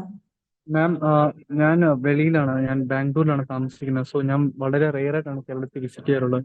പിന്നെ ഞാൻ അവിടാണ് എൻ്റെ സ്റ്റഡി സെന്റർ കൊടുത്തിരിക്കുന്നത്, കൊച്ചിയിൽ സാക്രഡ് ആർട്ട് കോളേജ്. സോ അവിടെ പോയി കണ്ട് സംസാരിക്കണമെന്നാണോ പറയുന്നത്, അസൈൻമെന്റിനെ കുറിച്ച് ഒത്തിരി കാര്യങ്ങൾ അറിയാൻ? ത്രൂ ഫോൺ കോൾ അവൈലബിൾ അല്ലെങ്കിൽ നമുക്ക് വാട്സപ്പ് ഗ്രൂപ്പും കാര്യങ്ങളും ഇല്ലാന്നുണ്ടെങ്കിൽ പിന്നെ നമുക്ക് നേരിട്ട് പോവാന്നുള്ളതാണ് ഒരു ഓപ്ഷൻ ഉള്ളത്. അല്ലേ വാണി മാം? നമുക്ക് ഈ വാട്സപ്പ് ഗ്രൂപ്പിന്റെ ലിങ്ക് ഒരു മെയിൽ ത്രൂ അയക്കലാണോ അതോ നമുക്ക് ജസ്റ്റ് അവർ നമ്മളെ ആഡ് ചെയ്യലാണോ ഗ്രൂപ്പിൽ? സാധാ അവര് പോലെ ജസ്റ്റ് വാട്സപ്പ് ആഡ് ഗ്രൂപ്പിൽ ആഡ് ചെയ്യണ ചെയ്യാണ്. പോലെ അല്ല നമുക്ക് സാധാ മെയിൽ ആഡ് വരില്ല? ചെയ്യാണ്. മെയിൽ അല്ലല്ല, വരില്ല. മെയിലല്ല. അല്ലല്ല, അവര് പൊതുവെ ആഡ് ചെയ്യാണ് ചെയ്യുന്നത്. പിന്നെ നമുക്കിപ്പോ നമുക്ക് കിട്ടിയിട്ടില്ല എന്നുണ്ടെങ്കിൽ നമ്മൾ പോയി ഒന്ന് ചെന്നാൽ മാത്രം മതി. അവിടെ ചെന്ന് കഴിഞ്ഞാൽ അവിടുത്തെ അഡ്മിനെ കണ്ടു കഴിഞ്ഞാൽ അവർ ആഡ് ചെയ്തോളൂ. നമ്പർ കൊടുക്കുക, എന്നെയും കൂടെ അതിൽ ആഡ് ചെയ്യണം എന്ന് പറയാം. ഓക്കെ. Hello ma'am. പറഞ്ഞു. ഞാൻ അതുപോലെ തന്നെ ഖത്തറിലാണ് ഉള്ളത്. അപ്പൊ എനിക്ക് സ്റ്റഡി സെന്റർ വടകരയാണുള്ളത്. അപ്പൊ എനിക്കും കൺഫർമേഷൻ മെയിൽ വന്നിട്ടുണ്ട്. അപ്പൊ ഇതുവരെ ഒരു ഗ്രൂപ്പിലും അവര് ആഡ് ചെയ്തിട്ടില്ല. അപ്പൊ ഇപ്പോ പെട്ടെന്ന് പോസിബിൾ അല്ലല്ലോ. അപ്പൊ എന്താ ചെയ്യേണ്ടത്? ഇവിടെ വടകര റീജിയണൽ സെന്റർ കിട്ടിയ ആരെങ്കിലും ഉണ്ടോ ഗ്രൂപ്പിൽ ആഡ് ചെയ്ത്? നിങ്ങൾ തന്നെ പോണമെന്നില്ല. ഇപ്പം ഈ പറഞ്ഞ പോലെ ആരെങ്കിലും നിങ്ങളുടെ കറസ്പോണ്ട് ചെയ്ത് റീജിയണൽ പോയാൽ അല്ല, റീജിയണൽ സെന്ററുകാർ ആരെയും ആഡ് ചെയ്യത്തില്ല. സ്റ്റഡി സെന്റേഴ്സ് ആയിരിക്കും അതെ. ആഡ് ചെയ്യുന്നുണ്ടല്ലോ. വടകരയിൽ JD2 ഒക്കെ ആണെന്നുണ്ടെങ്കിൽ സ്റ്റുഡൻസിനെ ആഡ് ചെയ്തോളൂ. അത് ഈ പറഞ്ഞ പോലെ സമയമായിട്ടില്ല, അഡ്മിഷൻസ് ഒന്നും ക്ലോസ് ടൈം ചെയ്തിട്ടില്ല, ആവും. സ്റ്റിൽ ഇപ്പോഴും ആ ആണ്. ഓക്കെ അഡ്മിഷൻ ഒക്കെ ഓക്കെ ക്ലോസ് ചെയ്തിട്ടാണ് നമ്മളിത് നോക്കേണ്ടത്. നമ്മളിപ്പോ വാട്സപ്പ് ഗ്രൂപ്പിന് പോകേണ്ടത് അതായത് സ്റ്റഡി സെന്ററിലാണോ റീജിയണൽ സെന്ററിലാണോ? എന്റെ സ്റ്റഡി സ്റ്റഡി സെന്റർ സെന്ററിലാണ്. എന്റെ സ്റ്റഡി സെന്റർ ആണ്. JDT ആണ് വരുന്നത്. അതെ അതെ, സ്റ്റഡി സെന്ററിലാണ് പോകേണ്ടത്, റീജിയണൽ സെന്ററിലല്ല. Okay okay. ഇത് ആഡ് ചെയ്തത് ഇതിന്റെ ഡിഫറൻസ് ഒന്ന് പറഞ്ഞുതരോ, സ്റ്റഡി സെന്ററിന്റെ റീജിയണൽ സെന്ററിന്റെ? റീജിയണൽ സെന്റർ എന്ന് പറഞ്ഞാൽ കേരളത്തിനകത്ത് 3 റീജിയണൽ സെന്ററേ നമുക്കുള്ളൂ. അത് കൊച്ചിൻ, തിരുവനന്തപുരം, അതേപോലെ തന്നെ വടകര. ഈ 3 ഉള്ളൂ നമുക്ക് റീജിയണൽ സെന്റർ ആയിട്ട് വരുന്നത്. ഇവിടെ MBA സ്റ്റുഡൻസിന് പോവേണ്ടി വരുന്ന സിറ്റുവേഷൻസ് ഏതൊക്കെ പറഞ്ഞാൽ പ്രൊജക്ടിന്റെ കാര്യത്തിൽ നമുക്ക് പോവേണ്ടി വരും. അതല്ലാതെ തന്നെ നമ്മുടെ അഡ്മിഷനുമായിട്ട് ബന്ധപ്പെട്ട് എന്തെങ്കിലും വിത്തിൻ 1 മന്തിനുള്ളിൽ എന്തെങ്കിലും എഡിറ്റ് ചെയ്യണമെങ്കിൽ അഡ്രസ്സോ അതേപോലെയുള്ള കാര്യങ്ങൾ എഡിറ്റ് ചെയ്യണം, അല്ലെങ്കിൽ സ്റ്റഡി സെന്റർ ചേഞ്ച് ചെയ്യണം, ഈവൻ റീജിയണൽ സെന്റർ തന്നെ നമുക്ക് ചേഞ്ച് ചെയ്യണം. അങ്ങനെയുള്ള ആസ്പെക്ട്സിലൊക്കെയാണ് നമ്മൾ റീജിയണൽ സെന്ററിൽ പോകുന്നത്. സ്റ്റഡി സെന്റർ എന്ന് പറഞ്ഞാൽ അവസാനം ഇമ്മീഡിയറ്റ് ആയിട്ട് സ്റ്റുഡന്റിനെ കണക്ട് ചെയ്യാൻ പറ്റുന്ന IGNOU സെന്റർ എന്ന് പറയുന്നത് സ്റ്റഡി സെന്റേഴ്സ് ആണ്. അത് ചിലപ്പോൾ ഒരു ജില്ലയിൽ കാണില്ലായിരിക്കാം, പക്ഷെ നമുക്ക് ഇപ്പം എറണാകുളം കൊച്ചിൻ റീജിയണൽ സെന്റർ നോക്കിയാൽ എറണാകുളത്ത് തന്നെ നമുക്ക് 3-4 സ്റ്റഡി സെന്റേഴ്സ് വരുന്നുണ്ട്. അത്രയും ഏരിയ അല്ലെങ്കിൽ അത്രയും ആൾക്കാർ അവിടെ ഉള്ളത് കൊണ്ടാണ്. അപ്പം സ്റ്റഡി സെന്റർ എന്ന് പറഞ്ഞാൽ അസൈൻമെന്റ് സബ്മിറ്റ് ചെയ്യാനും ഇമ്മീഡിയറ്റ് ആയിട്ട് നമുക്ക് എൻക്വയറി എന്തെങ്കിലും ഉണ്ടെങ്കിൽ ചെന്ന് എത്താനും വേണ്ടിയിട്ടാണ് സ്റ്റഡി സെന്റേഴ്സ് ഉള്ളത്. അതുമല്ല, എക്സാം സെന്റർ എന്ന് പറഞ്ഞാൽ വേറെയാണ്. എക്സാം സെന്റർ എന്ന് പറഞ്ഞാൽ എല്ലാ ജില്ലയിലും കാണും. നമുക്ക് ഈ സ്റ്റഡി സെന്ററും അല്ല എക്സാം സെന്റർ എന്ന് പറഞ്ഞാൽ നമുക്ക് അവൈലബിൾ ആവുന്നത്. ഇപ്പം നമുക്ക് എക്സാമിന് രജിസ്റ്റർ ചെയ്യുമ്പോൾ നമുക്ക് അടുത്തുള്ള ലൊക്കാലിറ്റി കൊടുത്തു കഴിഞ്ഞാൽ അവിടെ അവൈലബിൾ ആയിട്ട് ഏതെങ്കിലും സെന്റർ ഉണ്ടെങ്കിൽ നമുക്കത് കിട്ടുകയും ചെയ്യും. ഇത് മൂന്നാണ്. ഹലോ മാം, കേൾക്കാവോ? കേൾക്കുന്നുണ്ട്. ഈ കൺഫർമേഷൻ വന്നില്ലെങ്കിൽ നമ്മളിപ്പോ ആരെ കോണ്ടാക്ട് ചെയ്യണ്ടേ? റീജിയണൽ സെന്ററിലോട്ട്, റീജിയണൽ RCയിലോട്ട് മെയിൽ അയക്കുക. ഇതേപോലെ ഞാൻ എൻ്റെ ആപ്ലിക്കേഷന്റെ നമ്പർ ഉണ്ടാവുമല്ലോ, ആപ്ലിക്കേഷന്റെ നമ്പറും അക്നോളജ്മെന്റ് ഷീറ്റും വെച്ചിട്ട് അങ്ങോട്ട് അവർക്കൊരു മെയിൽ അയക്കുക. ഞാൻ ഇതുപോലെ ഇന്ന ദിവസം ഞാൻ അപ്ലൈ ചെയ്തിരുന്നു അല്ലെങ്കിൽ രജിസ്റ്റർ ചെയ്തിരുന്നു, എനിക്ക് ഇതുവരെ ഒരു അപ്ഡേറ്റ്സും കിട്ടിയിട്ടില്ല എന്ന് ചോദിച്ചുകൊണ്ട് ഒരു മെയിൽ അയക്കുക. അതല്ല എന്നുണ്ടെങ്കിൽ നമുക്ക് തന്നെ നമ്മളുടെ ഇത് ചെക്ക് ചെയ്യാനായിട്ട് പറ്റും. നമ്മുടെ സ്റ്റുഡന്റ് പോർട്ടലിനകത്ത് നമ്മുടെ റെസിപ്റ്റ് കയ്യിലുണ്ടെങ്കിൽ ആപ്ലിക്കേഷൻ സ്റ്റാറ്റസ് വെച്ച് നമുക്ക് നോക്കാം നമ്മുടെ ഇത് റിജക്റ്റ് ആയോ അല്ലെങ്കിൽ സ്റ്റിൽ പെൻഡിങ് ആണോ എന്താന്നുള്ള കാര്യം നമുക്ക് മനസ്സിലാക്കാനായിട്ട് പറ്റും. എന്തായാലും IGNOന്റെ ഒരു മെസ്സേജ് വൺസ് രജിസ്റ്റർ ചെയ്ത് കഴിഞ്ഞാൽ ഒരു യൂസർ ഐഡിയും പാസ്വേഡും മെയിലിൽ വന്നിട്ടുണ്ടായിരിക്കും. അതിന് തൊട്ട് താഴെ ഒരു ലിങ്ക് ഉണ്ട്, നിങ്ങൾക്ക് നിങ്ങളുടെ ആപ്ലിക്കേഷൻ ചെക്ക് ചെയ്യാന്ന് പറഞ്ഞിട്ട്. അപ്പൊ ആ ലിങ്കിൽ ക്ലിക്ക് ചെയ്ത് കഴിഞ്ഞാൽ നിങ്ങൾക്ക് ഓൾറെഡി വന്നിരിക്കുന്ന യൂസർ ഐഡിയും പാസ്വേഡും വെച്ച് ലോഗിൻ ചെയ്യുക. കറണ്ട് പൊസിഷൻ എന്താണ്, സ്റ്റാറ്റസ് എന്താണെന്ന് നോക്കുക. റിജക്ട് ചെയ്തിട്ടുണ്ടെങ്കിൽ എന്താണ് റീസൺ എന്നുള്ളത് കാണിക്കും. ചിലപ്പോൾ സർട്ടിഫിക്കറ്റിന്റെ അപ്ലോഡ് ചെയ്തതിന്റെ ക്ലാരിറ്റി കൊണ്ടായിരിക്കാം, അല്ലെങ്കിൽ മാർക്കിന്റെ ബേസ്ഡ് ആയിരിക്കാം. എന്താന്നുള്ളത് നോക്കുക. അതിന്റെ ബേസിസിൽ നമ്മൾ എഡിറ്റ് ചെയ്ത് കൊടുത്താൽ മതി കാര്യങ്ങൾ. ഈ അസൈൻമെന്റ്സിന്റെ ക്വസ്റ്റ്യൻസ് എന്നൊക്കെയാണ് വരിക? അസൈൻമെന്റ് ക്വസ്റ്റ്യൻസ് ഉടനെ തന്നെ വരും. ഓഗസ്റ്റ് ഫസ്റ്റ് വീക്ക് അല്ലെങ്കിൽ സെക്കൻഡ് വീക്കിലൊക്കെ വരും. ഓക്കെ. മാം, ഇപ്പം നമ്മള് ഫസ്റ്റ് സെം എക്സാം ഇപ്പം നിർമ്മലഗിരി കോളേജിലാ നമ്മൾ എഴുതുന്നെങ്കിൽ ബാക്കി എല്ലാ സെമ്മും നമ്മൾ അവിടെ തന്നെ പോയി അറ്റൻഡ് ചെയ്യണോ, അതോ വേറെ സ്റ്റഡി ഇത് മാറ്റി കൊടുക്കാൻ വേണ്ടി പറ്റുമോ? അങ്ങനെയില്ല. എക്സാം സെന്ററിന്റെ ആണോ സ്റ്റഡി സെന്റർ ആണോ? Sorry, exam centre. Exam centre ഇന്ത്യക്കകത്ത് എവിടെ വേണേലും നമുക്ക് എഴുതാം. ആ ഒരു ടൈമിൽ ഇപ്പം ജൂലൈ ബാച്ചിൽ അഡ്മിഷൻ എടുത്ത സ്റ്റുഡന്റ് ആയതുകൊണ്ട് എക്സാമിന് രജിസ്റ്റർ ചെയ്യേണ്ട സമയം എന്ന് പറഞ്ഞാൽ സെപ്റ്റംബർ ആയിരിക്കും. ആ സെപ്റ്റംബറിൽ നമുക്ക് അപ്ലൈ ചെയ്യാനായിട്ട് പറ്റും എക്സാമിന്. ഒരു വിത്തിൻ 20 ഡേയ്സിനുള്ളിൽ ഇപ്പൊ ലിങ്ക് ഓപ്പൺ ആയി ഒരു 20 ദിവസത്തിനുള്ളിൽ നമ്മൾ സെന്റർ എടുക്കുകയാണെങ്കിൽ നമുക്ക് ഓപ്റ്റ് ചെയ്യുന്നിടത്ത് നമുക്ക് കിട്ടും. ആ ഒരു ടൈമിൽ നമുക്ക് ഡിസംബറിലേക്ക് എവിടെയാണോ നമ്മളുള്ളത്, ഇപ്പൊ നമ്മൾ ഡിസംബർ ഇപ്പൊ നമ്മൾ കേരളത്തിലാണെങ്കിലും ഡിസംബറിൽ നമ്മൾ ചെന്നൈയിലാന്ന് വെക്കുക, അല്ലെ ഡൽഹിയിലാന്ന് വെക്കുക. അപ്പൊ നമ്മൾ എവിടെയാണോ സ്റ്റേ ചെയ്യുന്നത് ആ നിയർ ബൈ ആയിട്ട് ഏത് കോളേജ് ആണോ അവൈലബിൾ ആയിട്ടുള്ള ലിസ്റ്റിൽ അവിടെ നമുക്ക് എക്സാം എഴുതാം, ഒരു കുഴപ്പമില്ല. പക്ഷെ ഒരു എക്സാം അവിടെയും ഒരു എക്സാം ഇവിടെ അങ്ങനെ പറ്റത്തില്ല. ഒരു ആ ആ ടേമില് ഇപ്പൊ ഡിസംബറിൽ വരുന്ന ഫുൾ 7 എക്സാമും ഒരിടത്ത് തന്നെ എഴുതേണ്ടി വരും, അല്ലാതെ വേറെ വിഷയമൊന്നുമില്ല. ആ ആ ഓക്കെ മാം. ഒരു സംശയം മാം ഇത് ചോദിച്ചിട്ടാണ്. ഈ സ്റ്റഡി സെന്ററിൽ എക്സാം എഴുതാൻ പറ്റൂലേ? പറ്റും. ഓക്കെ. അപ്പൊ സ്റ്റഡി സെന്റർ ഇപ്പം സാക്രഡ് ഹാർട്ടാ വെച്ചിരുന്നത്. അപ്പൊ അവിടെ തന്നെ എക്സാം എഴുതായിരിക്കില്ലേ? പറ്റും കുഴപ്പമൊന്നുമില്ല. ഓക്കെ.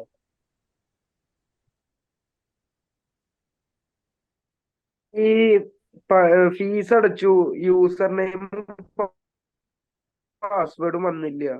അപ്പൊ എന്താ ചെയ്യാ? എത്ര ദിവസം കൊണ്ട് ആ യൂസർ നെയിമും പാസ്വേഡും വരിക? കൺഫർമേഷൻ മെയിൽ വരുന്നത് നിങ്ങൾക്ക് വിത്തിൻ 20 ഡേയ്സ് ആണ് അത് റിസീവ് ചെയ്യുക. അത് 1 മന്ത് വരെ ടൈം എടുക്കാറുണ്ട്. വെയിറ്റ് ചെയ്യുക എന്നുള്ളതാണ് നമുക്ക് ചെയ്യാനുള്ളത്. ഈ 1 മന്തും ഓക്കെ ഓക്കെ കഴിഞ്ഞില്ലെങ്കിൽ റീജിയണൽ സെന്ററിൽ കോണ്ടാക്ട് ചെയ്താൽ മതി. നേരിട്ട് നമ്മൾ ചെല്ലേണ്ടി വരും.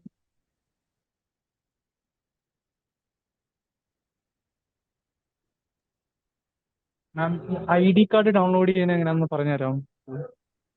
അത് നിങ്ങളുടെ കൺസേൺഡ് മെന്ററോട് ചോദിച്ചാൽ മതി. ആള് ലിങ്ക് ഷെയർ ചെയ്ത് തരും, എങ്ങനെയാന്നുള്ളത് പറഞ്ഞു തരും. ഓക്കെ. നമ്മൾ ഈ അസൈൻമെന്റിന്റെ മാർക്കും കാര്യങ്ങളൊക്കെ നമ്മൾക്ക് എങ്ങനെ അറിയാൻ പറ്റുക? അത് എന്തൊക്കെ ഇവർ അപ്ലോഡ് ചെയ്യുക? അത് നമ്മളെ ഈ സ്റ്റുഡൻറ് പോർട്ടലിൽ കയറിയിട്ടാണോ നോക്കേണ്ടത്? അതെ, നമുക്ക് സ്റ്റുഡന്റ് പോർട്ടലിൽ കയറി കഴിയുമ്പം ഈ പറഞ്ഞ അസൈൻമെന്റ്സിന്റെയും എക്സാംസിന്റെയും മാർക്ക് അപ്ലോഡ് ആവും. അത് നമുക്ക് അസൈൻമെന്റ്സ് സബ്മിറ്റ് ചെയ്ത് ഒരു 1 മന്തിനൊക്കെ ശേഷമാണ് നമുക്ക് അപ്ലോഡ് ആവുള്ളൂ. ഈ 4 സെമ്മിൽ ഇപ്പം ടോട്ടലി എത്ര അക്കൗണ്ടിങ് പേപ്പേഴ്സ് വരുന്നുണ്ട്? ഏതായിരുന്നു? ക്ലിയർ ആയില്ല, ഒന്നുകൂടി പറയാമോ? 4 സെമ്മിലും കൂടി ടോട്ടലി എത്ര അക്കൗണ്ടിങ് പേപ്പേഴ്സ് വരുന്നുണ്ട്? അക്കൗണ്ടിങ് ഫോർ മാനേജേഴ്സ് വരുന്നത് നിങ്ങൾക്ക് ഫസ്റ്റ് സെമസ്റ്ററിലാണ്. അല്ല, അങ്ങനെയല്ല ഞാൻ ചോദിച്ചത്. ടോട്ടലി, അതായത് ഈ മാത്തമാറ്റിക്സ് വരുന്നത് അക്കൗണ്ടിങ്സ് വരുന്ന പേപ്പറുകൾ ടോട്ടൽ എത്ര പേപ്പേഴ്സ് ഉണ്ട് മൊത്തം? നിങ്ങൾക്ക് ഓരോ ഇപ്പം സെക്കൻഡ് ഇയറിലേക്ക് വരുന്ന സമയത്ത് ഇതുപോലെ ഒരു ഓറിയന്റേഷൻ ഉണ്ടാവും. അപ്പൊ നിങ്ങൾക്ക് ക്ലിയർലി ഓരോ സബ്ജക്ട്സും ഏതൊക്കെയാ വരുന്നത് എന്നുള്ളത് പറഞ്ഞു തരും. ഓക്കെ.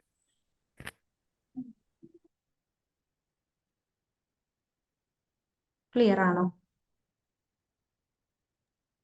ഈ ഫസ്റ്റ് സെമ്മില് അക്കൗണ്ടിങ് ഫോർ മാനേജ്മെന്റും ക്വാണ്ടിറ്റേറ്റീവ് അല്ലേ പ്രോബ്ലം പേപ്പർ ആയിട്ട് വരുന്നുള്ളൂ? ബാക്കിയെല്ലാം തിയറി പേപ്പർ അല്ലേ? അതെ, 2 സബ്ജക്ട്സ് ആണ് നിങ്ങൾക്ക് പ്രോബ്ലം പേപ്പർ ആയിട്ട് വരുന്നത്. അപ്പോൾ ഈ അക്കൗണ്ടിങ് പേപ്പേഴ്സിന്റെ ഫസ്റ്റ് സെമ്മിൽ തന്നെ നമ്മൾ ഈ അസൈൻമെന്റ് ഒക്കെ എഴുതുമ്പോൾ ഈ 35 മാർക്കിനൊക്കെ എഴുതാനുള്ള ക്വസ്റ്റ്യൻസ് ഉണ്ടാവോ? അക്കൗണ്ടിങ് എന്നൊക്കെ പറയുമ്പോൾ നമുക്ക് അത്ര തോനെ വാരി വലിച്ച് എഴുതാൻ പറ്റില്ലല്ലോ സാധാ തിയറി എഴുതുന്ന പോലെ. അപ്പൊ എന്ത് ചെയ്യാ? കമ്പാരിറ്റീവ്ലി തിയറി വെച്ച് നമ്മൾ കമ്പയർ ചെയ്യുമ്പോൾ കുറച്ച് പേപ്പേഴ്സ് കുറവാണ്. പക്ഷെ നമുക്ക് ഈ പറഞ്ഞ പോലെ തിയറി ക്വസ്റ്റ്യൻസ് നമുക്ക് വരാം അസൈൻമെന്റ്സിൽ. അപ്പൊ അത് ഈ പറഞ്ഞ പോലെ നമ്മൾ 20 മാർക്സ് ആണെങ്കിൽ മിനിമം 8 പേജസ് എങ്കിലും നമ്മൾ എഴുതണം. Okay, thank U. അസൈൻമെന്റ് എത്ര മാർക്കില്ല അസൈൻമെന്റ് വരിക? എത്ര മാർക്ക് നമ്മൾ സ്കോർ ചെയ്യണം അസൈൻമെന്റില്? 100ൽ പിന്നെ നമ്മൾ 100ലായിരിക്കും നമുക്ക് മാർക്സ്. അതിൽ നമ്മൾ സ്കോർ ചെയ്യേണ്ടത് പാസ്സാവാനായിട്ട് 40 ആണ്. ടി ഗ്രേഡ് ആണ്, 40% ആണ് നമ്മൾ സ്കോർ ചെയ്യേണ്ടത്. ഇതിന്റെ റിസൾട്ട് എന്താ വരിക? അസൈൻമെന്റിന്റെ വിത്തിൻ ഒരുമിച്ചല്ല, 2 എല്ലാം മന്ത്സേ കൂടി നമുക്ക്. ഒരുമിച്ചാണോ? അതെ, എത്ര 2 മാസമൊക്കെ പിടിക്കുവോ? അതെ. അത് എക്സാം അല്ല, അസൈൻമെന്റിന്റെ റിസൾട്ട് വന്നാലേ എക്സാം എഴുതാൻ പറ്റുള്ളൂ? അസൈൻമെന്റ്സ് സബ്മിറ്റ് ചെയ്താൽ നമുക്ക് എക്സാം എഴുതാം. അസൈൻമെന്റ്സിന്റെ റിസൾട്ട് വരണമെന്നില്ല, സബ്മിറ്റ് ചെയ്തെങ്കിൽ നമുക്ക് എക്സാംസ് എഴുതാം. ഈ അസൈൻമെന്റിന്റെ മാർക്ക് നമ്മൾ എഴുതിയ മാർക്കും കൂടി കമ്പയർ ചെയ്തിട്ടല്ലേ ജയിക്കുള്ളൂ? ഗ്രേഡ് കാർഡ് വരുന്ന സമയത്ത് നമുക്ക് കമ്പയർ ചെയ്യും. പക്ഷെ ഇൻഡിവിജ്വലി നമ്മൾ അസൈൻമെന്റ്സിനും അതുപോലെ തന്നെ നമ്മൾ എഴുതുന്ന ആ സബ്ജക്റ്റിന്റെ കറസ്പോണ്ടിങ് സബ്ജക്റ്റിന് നമ്മൾ 40% മാർക്ക് സ്കോർ ചെയ്യണം. ഇൻഡിവിജ്വലി നമ്മൾ രണ്ടിലും 40 സ്കോർ ചെയ്യണം. പക്ഷെ ഗ്രേഡ് കാർഡ് വരുന്ന സമയത്ത് 70% ഓഫ് ടേം ആൻഡ് എക്സാമിനേഷനും 30% ഓഫ് അസൈൻമെന്റും ആയിരിക്കും കൺസിഡർ ചെയ്യുന്നുണ്ടാവുക. ഈ 40 നമ്മള് എഴുതി ഉണ്ടാക്കേണ്ടത് 100ൽ 40% അല്ലേ? അതെ, 40 മാർക്സ് സ്കോർ ചെയ്യും.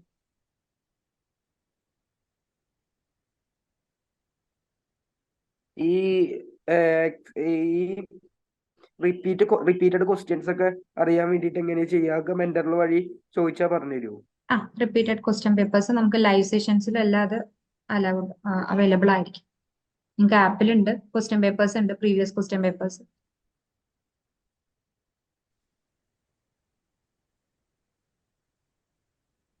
വിസിബിൾ ആണ് മാം, പറഞ്ഞോളൂ. അപ്പോൾ നമ്മുടെ ആക്ഷൻ ടാസ്ക് നമ്മൾ നേരത്തെ സെഷനിൽ ചെയ്തതുപോലെ തന്നെ നിങ്ങൾക്ക് ഇതിലും ഒരു ആക്ഷൻ ടാസ്ക് ഉണ്ട്. ആ ആക്ഷൻ ടാസ്ക് പറയുന്നത് first one, suppose each of 7 subject that you would be studying in semester 1 where products. നമുക്കിപ്പോൾ 7 കോഴ്സസ് ഉണ്ടെന്ന് നമ്മൾ പറഞ്ഞല്ലോ. ഫസ്റ്റ് ഇയറിൽ അല്ലെങ്കിൽ ഫസ്റ്റ് സെമ്മിൽ നമുക്ക് 7 കോഴ്സസ് ഉണ്ടെന്ന് പറഞ്ഞു. ആ 7 കോഴ്സസ് നിങ്ങൾ എന്താ ഒരു പ്രോഡക്റ്റ് ആയിട്ട് കൺസിഡർ ചെയ്യുക. പ്രോഡക്റ്റ് ആയിട്ട് കൺസിഡർ ചെയ്തിട്ട് നിങ്ങൾ ഒരു അഡ്വർടൈസ്മെന്റ് പ്രിപ്പയർ ചെയ്യുക. ആ ഒരു കോഴ്സ് പ്രൊമോട്ട് ചെയ്യുന്നതിന് വേണ്ടിയിട്ട് അഡ്വർടൈസ്മെന്റ് പ്രിപ്പയർ ചെയ്യുക. അതിൽ പറയുന്നുണ്ട് നിങ്ങൾക്ക് ഒന്നെങ്കിൽ ഒരു സ്ലോഗൻ ആയിട്ടോ അല്ലെങ്കിൽ ഒരു ടാഗ് ലൈൻ ആയിട്ടോ പ്രിപ്പയർ ചെയ്യുക.